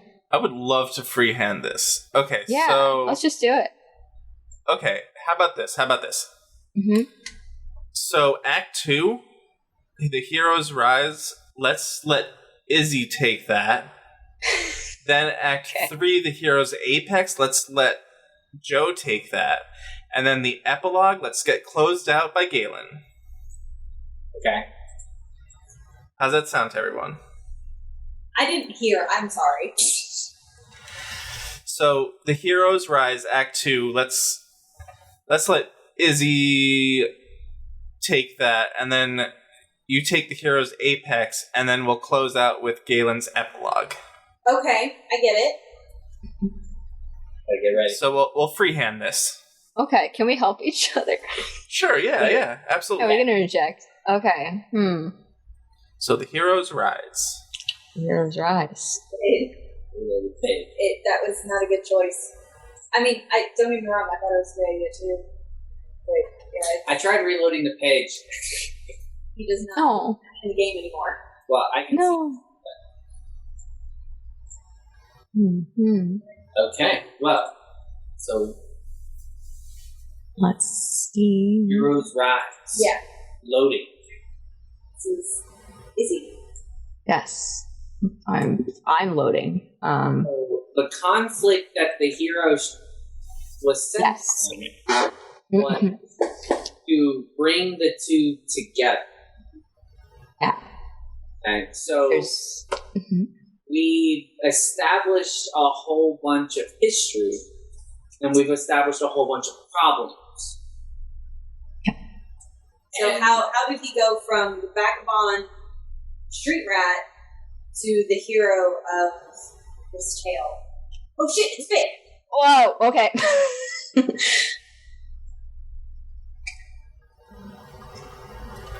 Oh, we're just supposed to do it the same as Act 1. Okay. I hear it back. I can't click on Heroes Rise though. I don't know why. The path to glory and fame is littered with early efforts. The hero has emerged and is entering in early conflicts and heroic acts. Now is a good time to introduce some growing threats that will set the world into chaos for Act 3. play out Act 2 the same way as Act 1, at the end of Act 2, each player will have a total of 2 companions. Okay. Oh, so I think that this second section, the part underneath that has the face and the companion, is now antagonists. So we've set up the party, and now the bottom part is people who will butt up against them. Not necessarily like the bad guy, but you could potentially make them. That's what it sounds like.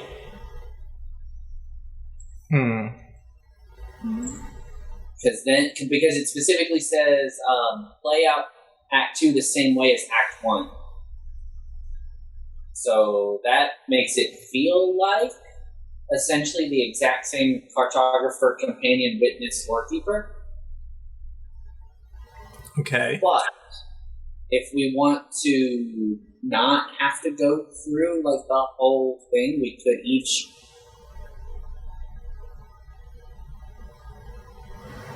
I don't know. I mean, we could. Well, there's not enough cards for all of us to start grabbing at the same time. So let's go one at a time.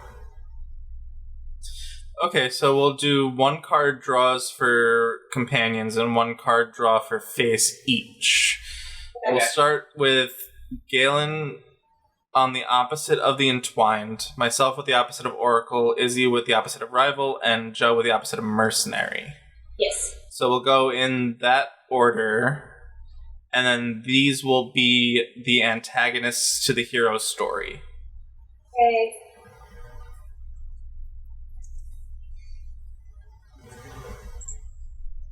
So a face. Another smiling person. Do you want to do the draw? Let's just draw 1 card, and that's just what it is? Yeah, let's just do that. Okay. Because you can also just click the deck, and it will just flip the first card. I found that out just now. Oh.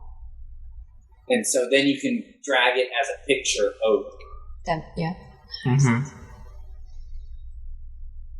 Oh shit, I got a monster. Fuck yeah. Oh, I know what to do. Oh wait, shoot. No. How do I put you back? Put me back where? No. Shit. What are you trying to do? I need the face card. Is this the face card? Yes. Yeah. Top. Damn, what just So patron guidance, and that's what he looks like. That makes so much sense. Well, that would have made sense. Oh, and that's Okay. the level. Someone has a golf fetish. Love a boy. You went there. I was thinking like a has it fallen in love for their mentor? Ooh. A teacher thing. Who does that sound like? You are older than me, thank you very much. You do not have gray hair, I do. That is what you did, on some level. No. Ugh. Teacher. I'm not getting involved. I don't think he's ever going to let that go. It's too good of a story. Okay, let's start off with the lore for Monster, and then Lover, and then Nemesis, and then Patron. Alright, so Monster. This person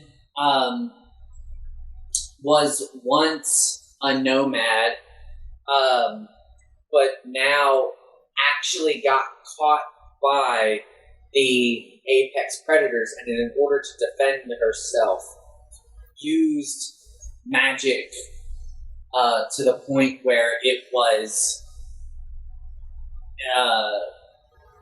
too much, and started to go into the whole taboo part of doing too much, taking, just to try to survive.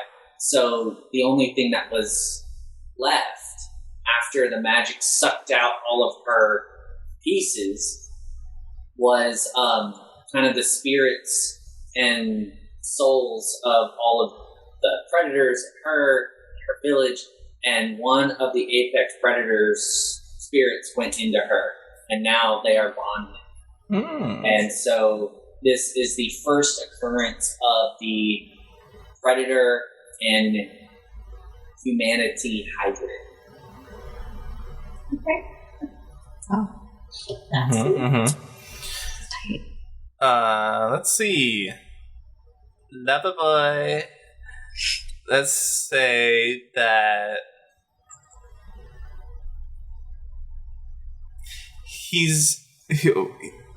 I should say he wasn't what you would expect, but he was a lover of the apex predators. So the Oracle had these visions of this attacking group of apex predators, and then the lover was like, no, you can't hurt them. They're just trying to protect themselves and feed themselves and stuff. And then the aristocrats tried guarding the food storage from the apex predators, but the lover was trying to put himself between the army and the predators. The predators ended up eating him. Oh. But yeah, so he sparked a little debate there, but he is ceased to be. He is no more. Oh my god. No! But he died a martyr. Yeah. Most definitely. I'm just imagining the Ruby like Torchwick situation where it just goes like, oh, while he's having like a speech. I was thinking like the T-Rex from Jurassic Park when he eats a blood-sucking lawyer. There you go. That's good.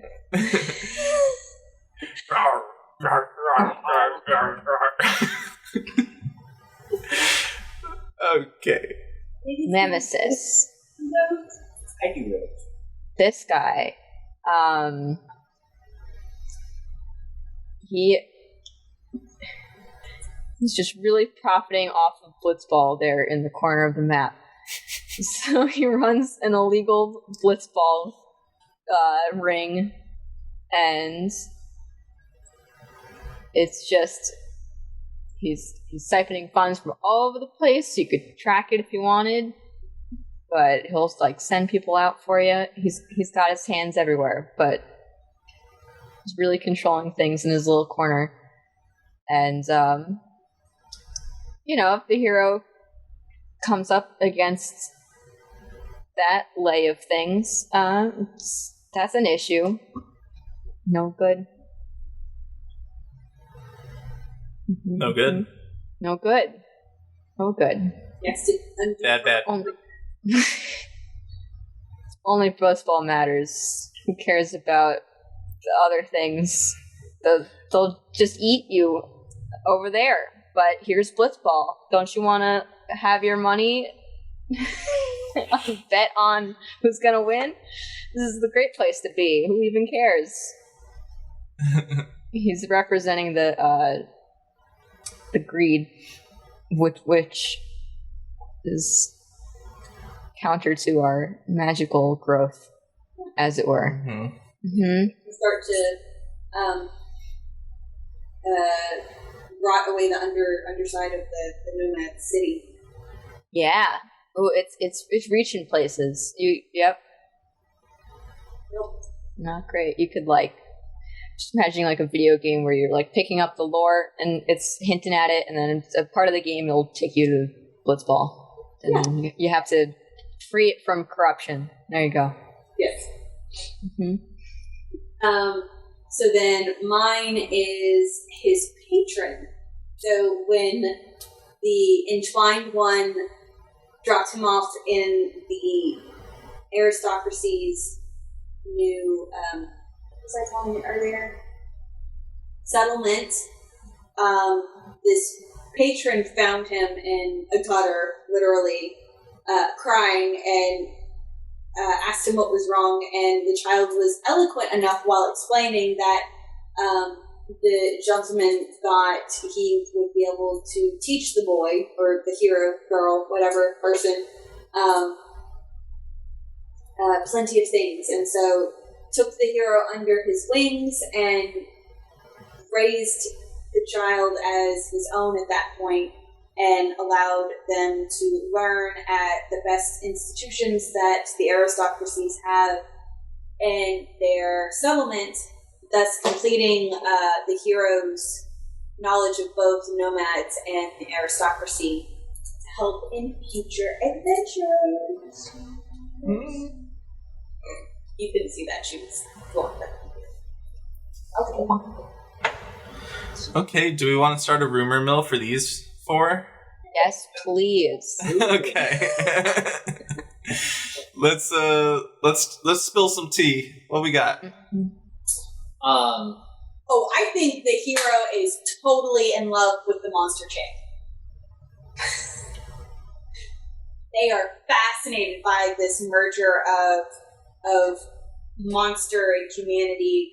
That feels like the exact same situation being mirrored, but between the aristocracy and the nomads. You don't know who is human and who is monster, but there's a bit of both in everyone anyways. It's just, it's not the good kind of love at all. It's very messy and frantic and So, toxic.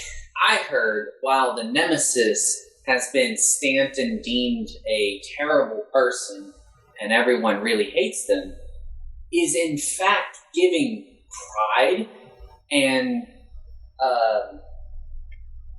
self-esteem to the communities around the Blitzball, because he's actually doing, not like true capitalism, but like he's doing good economics to make them all happy. So this sport is actually filling them with something that isn't just living as a oppressed minority. It sounds like a false sense of security and an economic bubble as well. Sports are good. You decide whatever the fuck you want. You're actually doing a great job being for the people. He loves Blitzball, by the way, so he's all for it. I am. That's why I did that rumor. He's never going to talk bad about Blitzball. No, I'm not.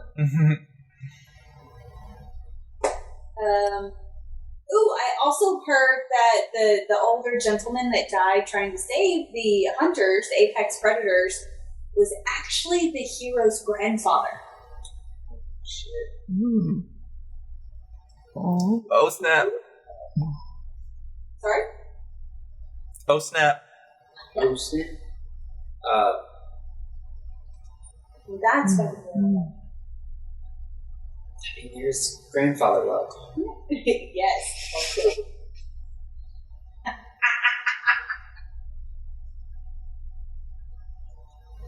I mean, I'm sorry. I heard a rumor that the patron, even though was sending the hero on this grand quest, was actually sending him on a selfish quest as well. What is that question? That's just what I heard. I don't know. I need more information to believe it. Selfish quest to make in fact a rise of the aristocracy instead of an balancing equilibrium. That makes sense. I heard that the Nemesis, while greedy AF, also gives some of their profits to the Otter Sanctuary to supply toys for the otters.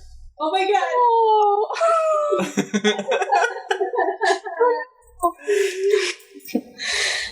You said an economic bubble, but you're not going to say shit about that. No, because that's It's beautiful. public service, or not public service. That is definitely a PR campaign. It's going to be loud and public about I am donating these amazing jingle toys to the otters so they're happy, and it makes the stones easier. Look how happy they are. They love those jingle toys. I'm still totally throwing money and murdering babies underneath my Coliseum. Oh yeah, And I'm gonna. hate sashimis.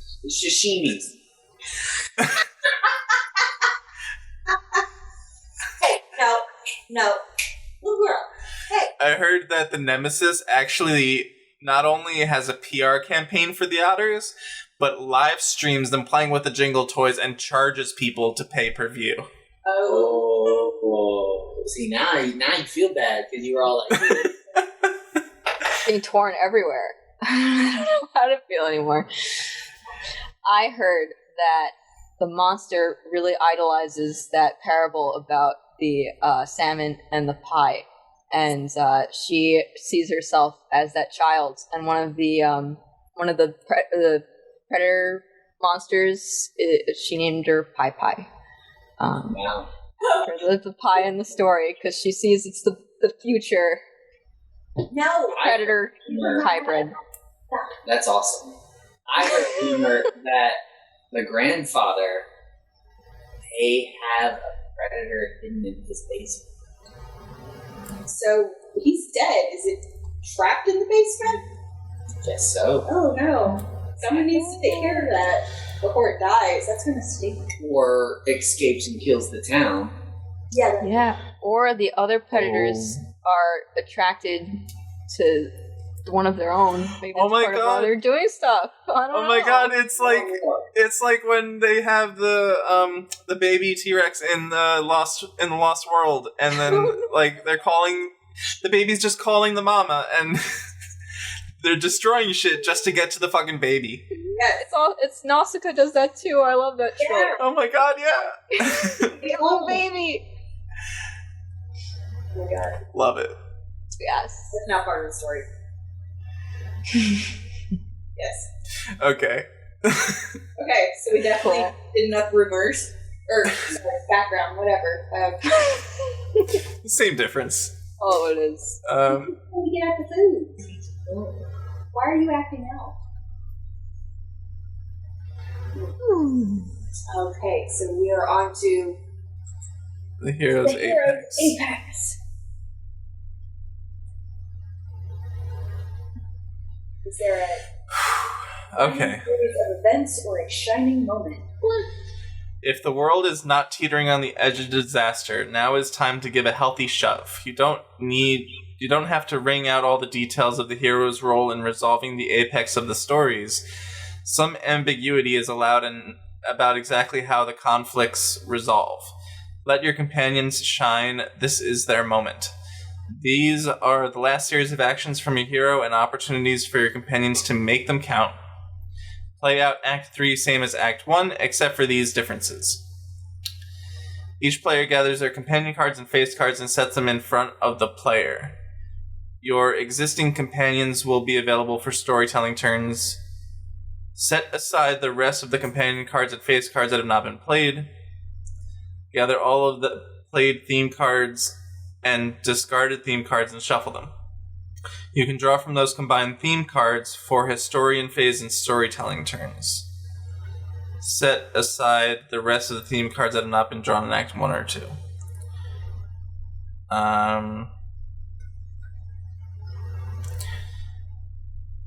Okay, so disaster strikes. Absolute disaster. So the apex predators, not only were the aristocrats scared of them,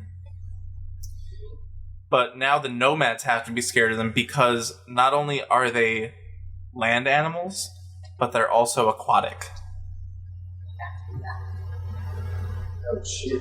That makes sense. Oh. Mm-hmm. That's the turning point in history to where the companions have to save the day, basically. Okay, So how do we do this? that is the questions. Oh, wow. Who does what?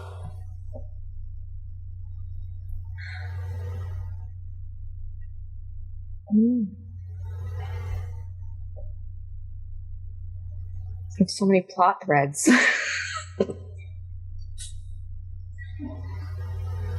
Mm-hmm.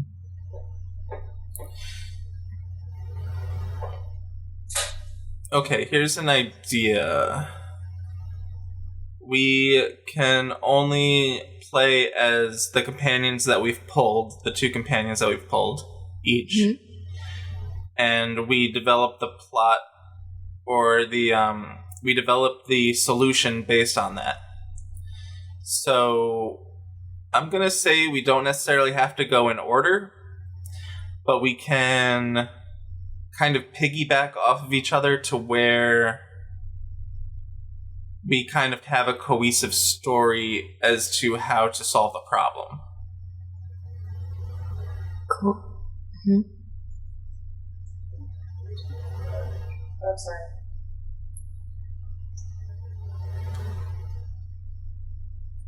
What was I doing? So we're only pulling theme cards now, right?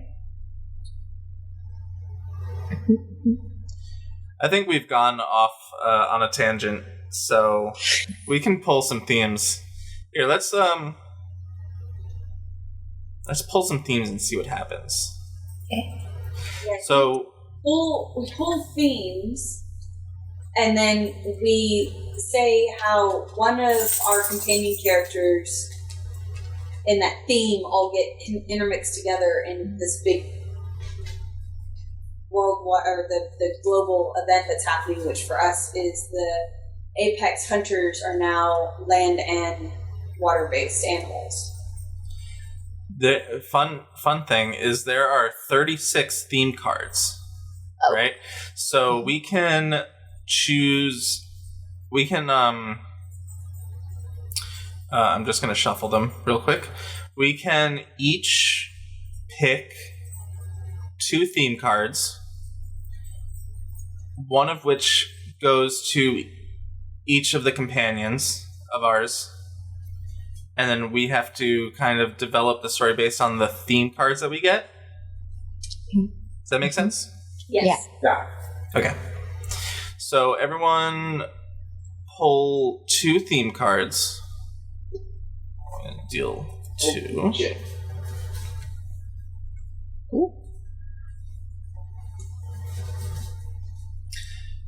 And let's actually go in order from top left to bottom right. Okay. But I'm gonna say that feel free to add some flavor text to somebody else's if you think it'd be important plot wise. Okay. So that would be me first. Yeah. Right.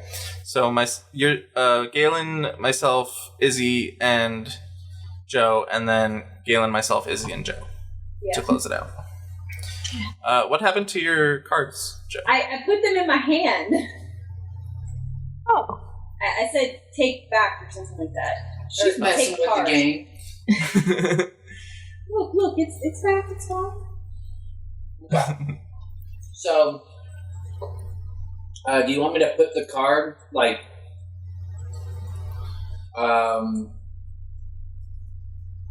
Put it like in the companion's tale box right here. Oh, okay. Alright, so... Ooh, I'm messing things up. Weird. Well, it's always been this.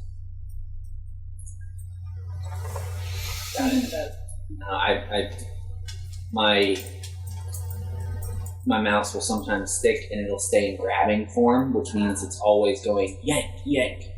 Anyway, so captivity. So the entwined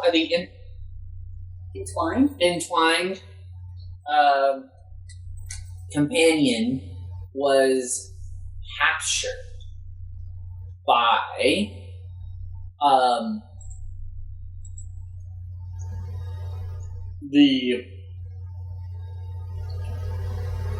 the monsters'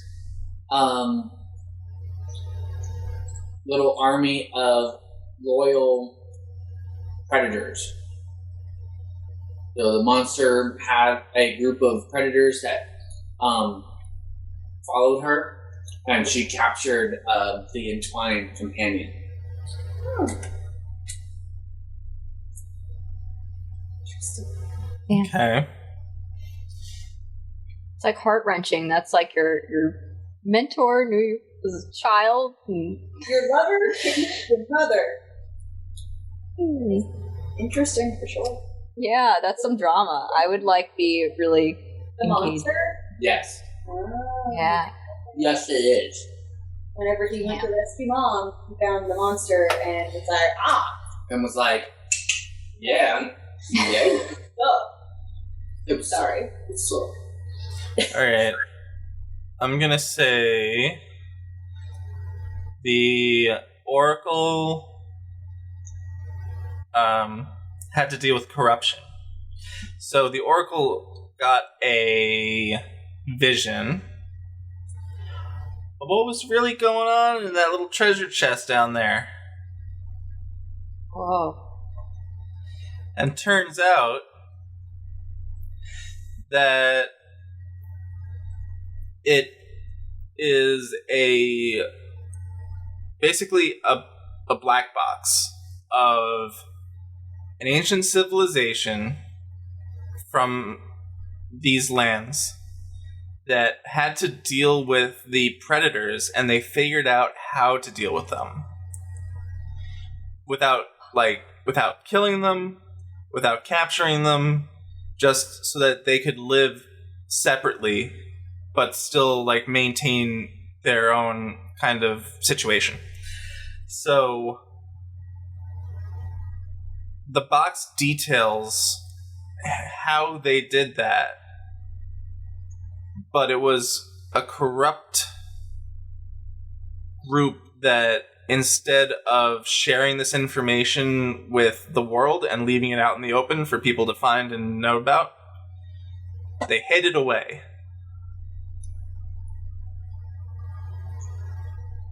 I guess. okay. Thoughts? Yeah, I love that. Intrigue right there. Yeah. Uh-huh. Ooh.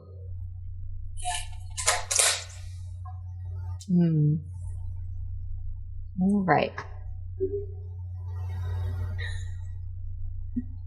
Okay, I'm using the futility card for the rival. So what happens with him, because I've already established that he was kind of seeing things as the conflict only between the aristocracy and the nomads, and thought that the hero was just trying to reinstate the aristocracy. Not the case. There's a lot going on. He was a fool, but now he sees. So instead, he is tasked to try and find this treasure. Nobody knows that it's the black box, though, or where it is, or if it's real, or if it ever existed. So he's on this side quest to conquer Blitzball and go all around trying to find a solution. And I guess we can revisit whether he's successful. But he's doing a lot of things. It seems pretty futile, but is it? I don't know.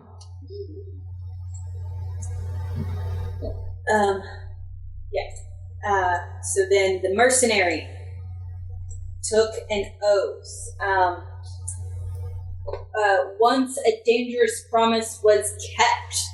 So, when the mercenary and the hero became companions, the mercenary declared he would help the hero in their quest to unite the warring factions of the nomads and the aristocracy. He swore blood oath. I will die for this cause. And that day came when they discovered that the apex hunters had aquatic capabilities. That there was a day when the apex hunters slashed through the aristocracy settlement and forced everyone to the shores of the ocean, and people were trying to get on boats to escape and get away, and the monsters are attacking and slicing through, and no one had seen them raging with this much magic before, and they were ripping through the buildings and setting things on fire, and the mercenary helps push off one large last ship of refugees at this point to get them away, and the apex hunters come slashing through, and he's taking them out, trying to dodge everything, and he dives into the water, and he starts paddling for the boat, and then the apex hunters dive into the water as well, and disappear down into the depths. And they thought he's okay, and like they're trying to haul him up on the boat, and suddenly tentacles come swirling up, and then it grabs onto the side of the boat and pulls it down, and a mouth comes up and just swallows the mercenary whole, dragging him down to the depths. And that's when they were like, what the hell was that?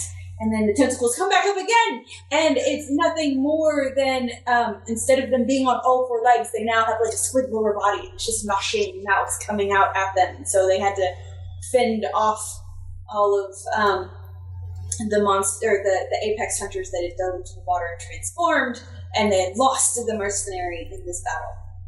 No! Oh my.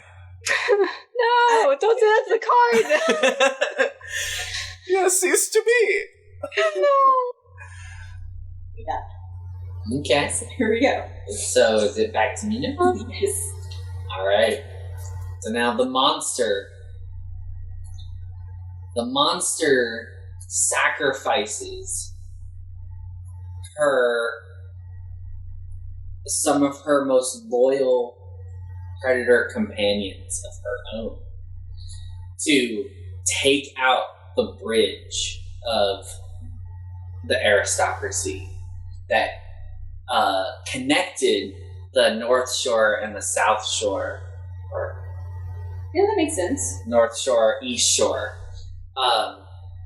And it, of course, went unbelievably well because of these tentacled beings that could come out of the water and just destroy and gnaw and everything. But in order to, where the sacrifice came was in two forms. One of magic and one of physicality. Or mortality, I should say. The mortality of sending all of the land-based predators to try to corral a lot of the aristocracy and the nomads onto the bridge, so that way the aquatic predators could come up and just chomp and yank it down into the water. But that meant sacrificing some of the land predators that were on the bridge also. But it caused a great divide and also a loss of hope, because now the ocean is back to being an ocean and not I don't want to say bridge, but a connection between these different peoples who are trying to collide together to find balance.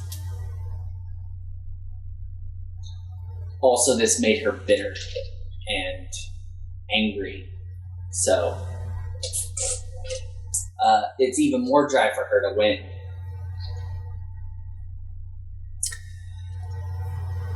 Whew. Okay.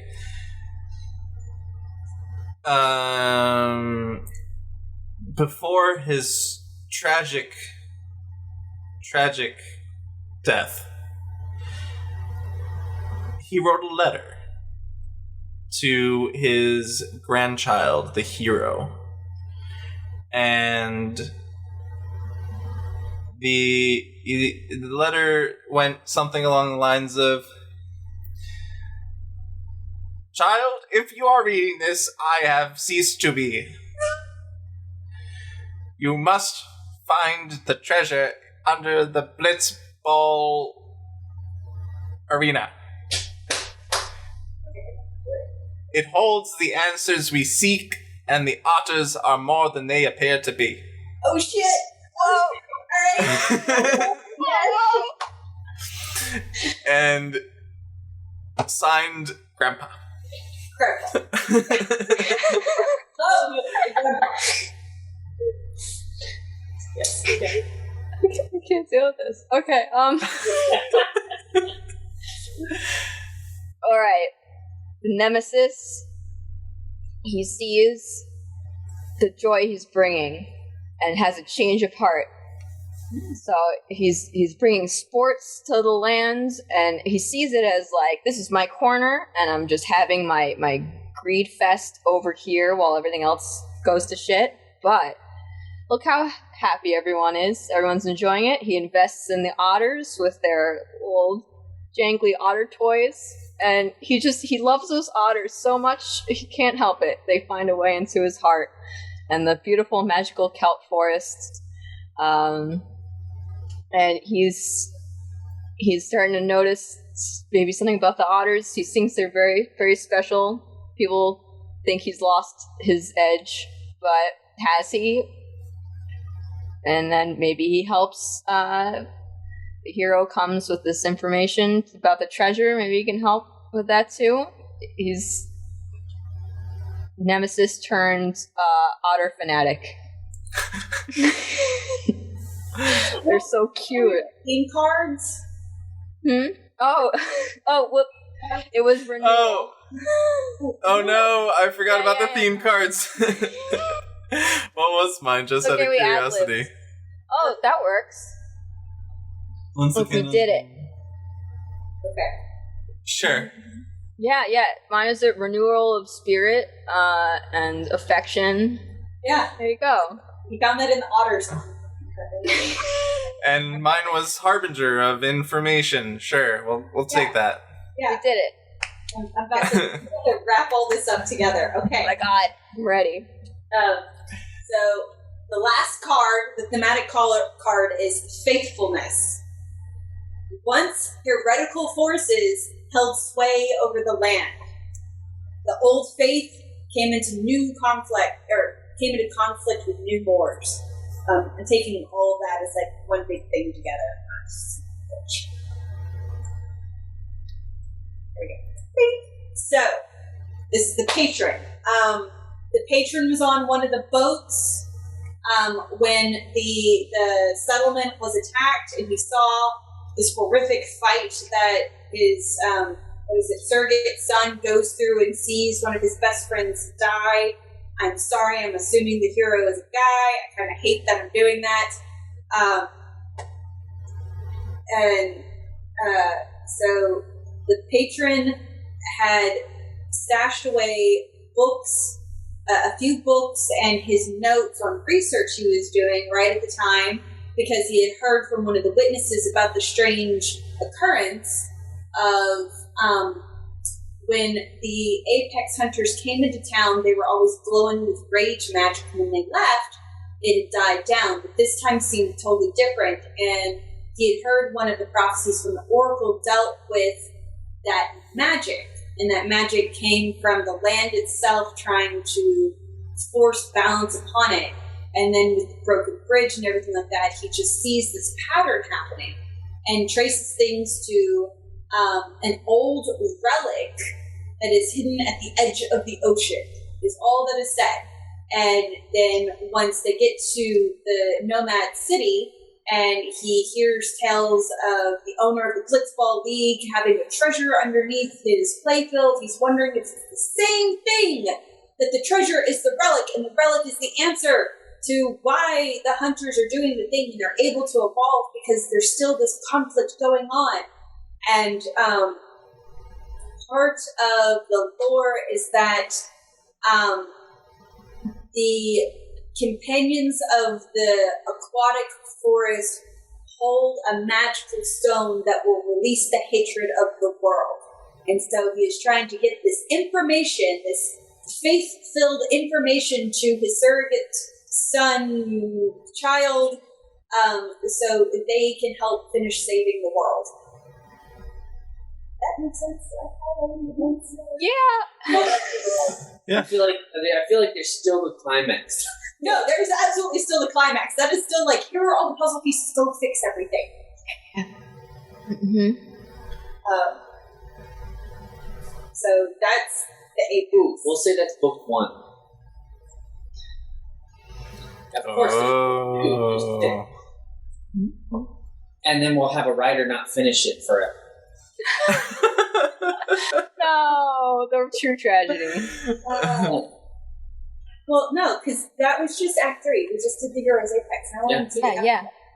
Well, We gotta. Right? yeah, but Yeah. usually epilogue is like it's tying everything. Like, wow, wasn't that a great story? It was. Well, It's no, fantastic, here. but- What world? Because we're not supposed to tell the story from the hero. We're supposed to tell it from what the companions did. Mm-hmm. And so the companions came running up being like, here's a bunch of information, fix the world. All right, fine. I did my job. We have a chance to say goodbye to the companions and their tale. Each player takes turns. Choose one of your companions, describe the last time that they parted from the hero, and we mark kinda it on did the that. map. Well, 2 of them. Oh, Players may tell an epilogue with one or both of their companions. Cool. Okay, okay. so the entwine. The Entwined. Last time they saw the hero was when they got captured. Because the hero goes to save the Entwined, but the hero was too late. Hey. Oh no. Oh. Oh, ow. I know that really hurts. Oh, I wasn't ready for that. but Oh okay. no. We're here. Okay. Oh. At least that's what the hero thinks. Maybe in book 2 or 3 they'll show back up again. You'd be missing a leg. Ooh, if you don't see them die, Yeah, no, that's the how thing. it goes. The hero didn't see them die. That was just the last time that they stayed intertwined with it.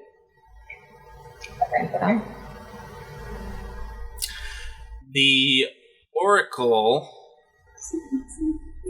She came up. No, she went back up. Your hamster came up and like was sniffing around and being cute. Oh. Die, Molly. Okay. The Oracle eventually escaped the asylum with help from the hero and the rival, like we had mentioned. But then the Oracle did something strange. They wandered into the ocean, looked back, and sank themselves into the water and turned into a salmon.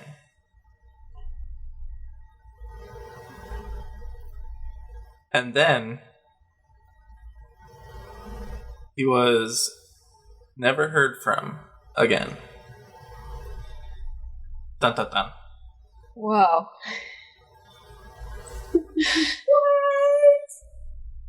Yeah, these cliffhanger endings. Yeah. Rival. Can't take it. I'm too soft.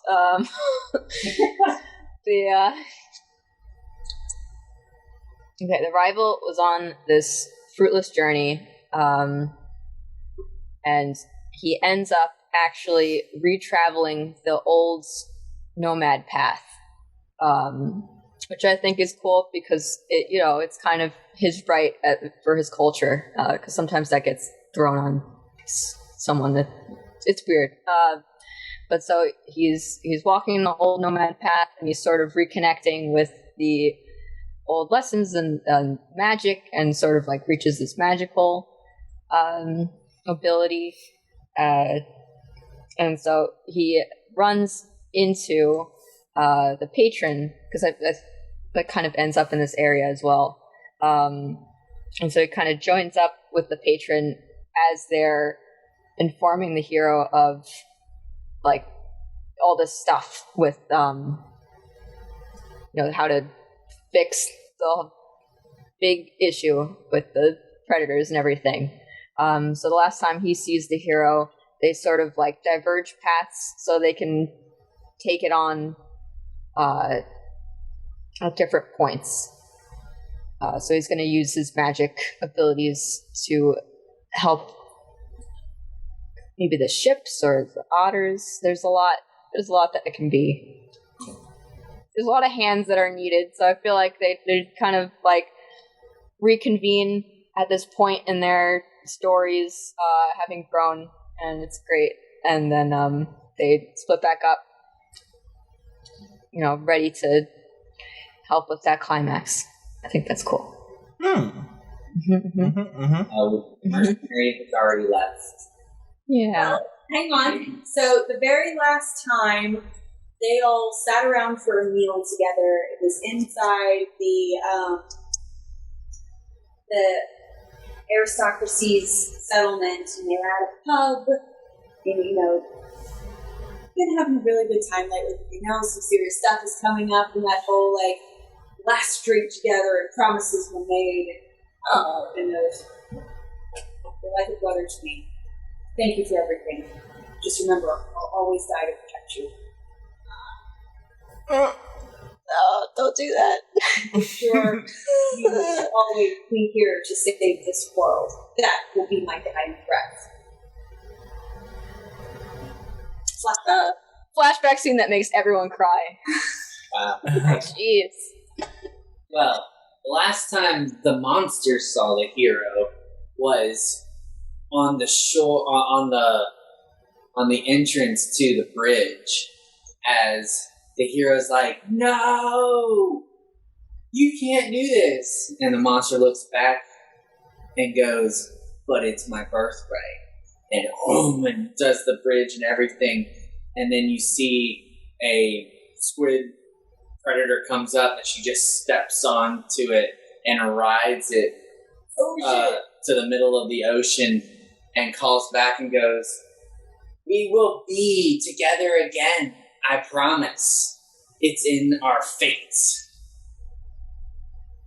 That's a crazy bitch you don't really want to keep around, but she's Kind of cool. Yeah, it is. Mm-hmm. But maybe they didn't. I mean, I don't know. Book 2 might be, she's crazy, I really shouldn't have fallen in love with her, or maybe it's I'm more attracted to her ever than before. I don't know. Don't know. I mean, there have been some crazy relationships in fantasy history. People are definitely shipping the hero with the mercenary, but that ship sank, quite literally. Oh. You know, fine. The hero is Pan. Yeah, it's all. Humorous and Pan. Yes. Solve that problem right there. Yes. Always choose polyamory. About romance, I just said they'd find a way back. True. Book 2 and 3, baby. Jesus, that toxic, anyways. Good. I was thinking a Cersei Jaime. Yeah. It's not healthy at all. Okay. So, does Grandpa have anything else? Yeah, so cut to a shot of an empty street. And then the camera's panning down this alleyway, this road, this cobblestone road, and it focuses on the door of Grandpa's shop in town. And all you hear is a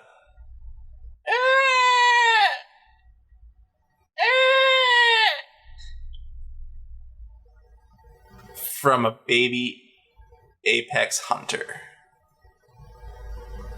Oh no! End scene. Hell yeah. Oh, Nemesis is... Nemesis.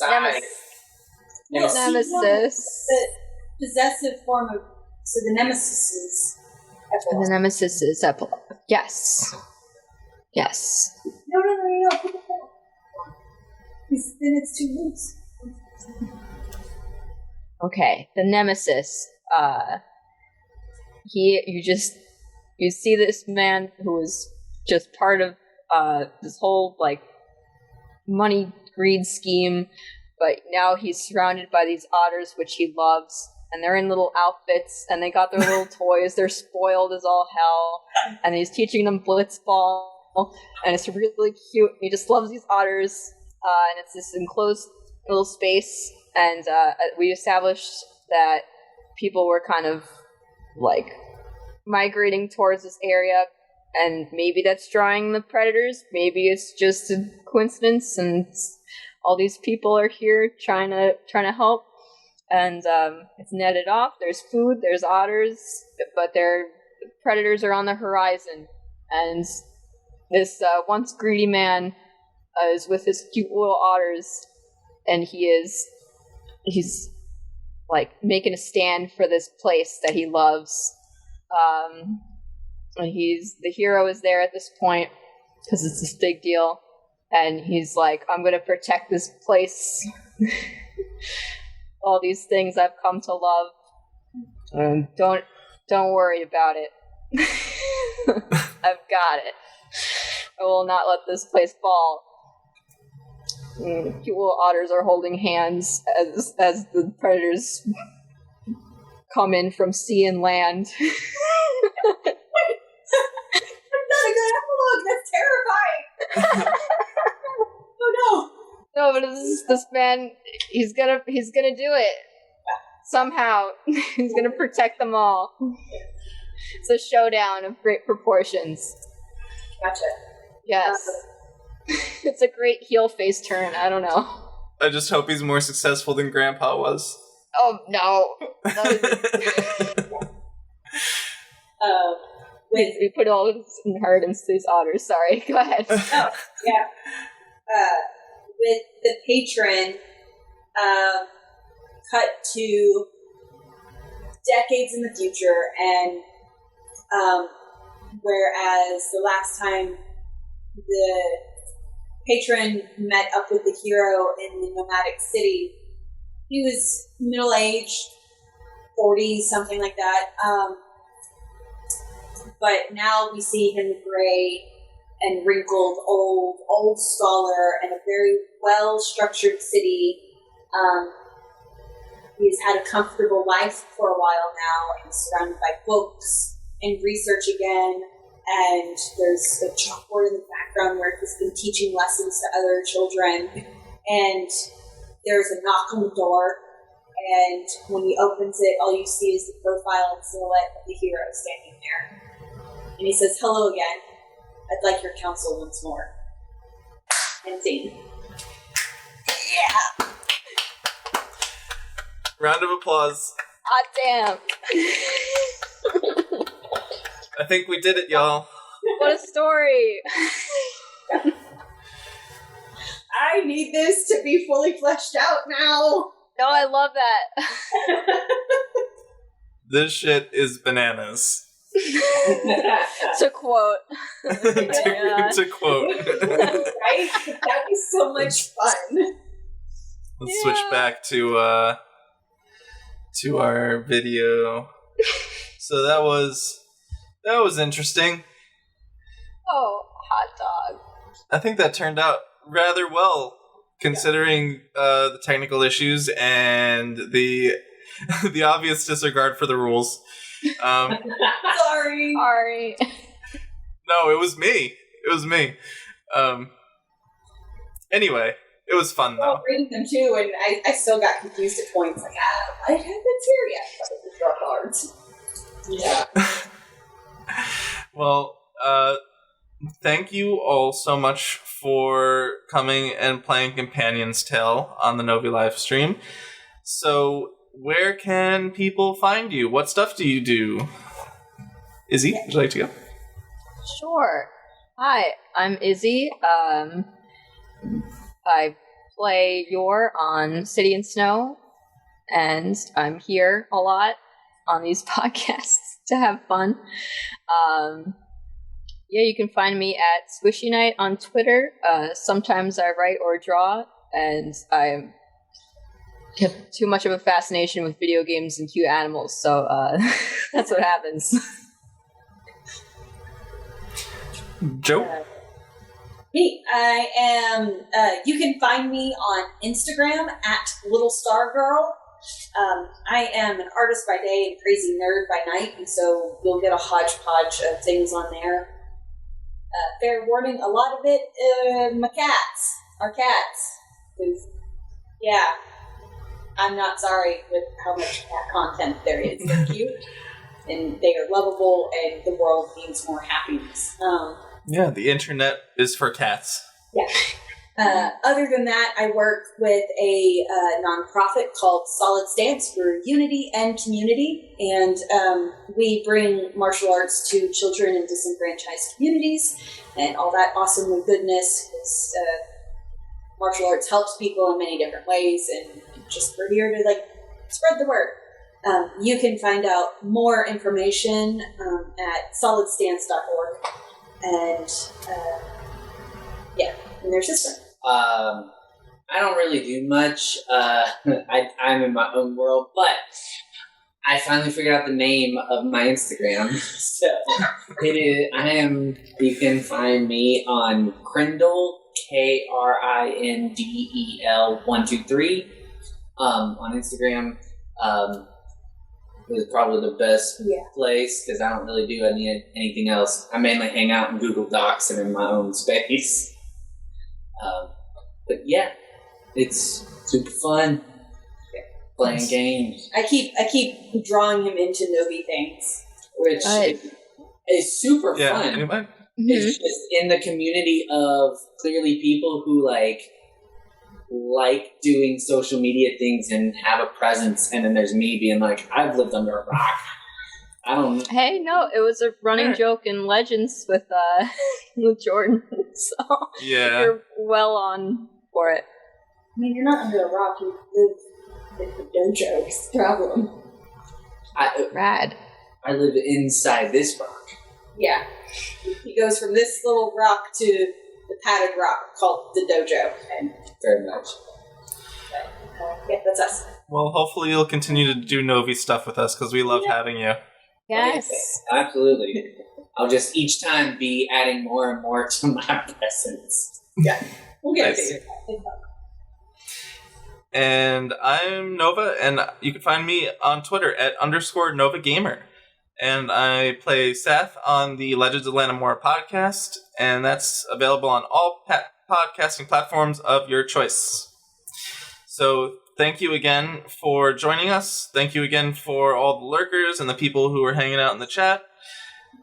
I hope you have a good night. Thank you all for tuning in. Stay safe and have a good time. Okay, bye-bye. Bye-bye. Bye-bye.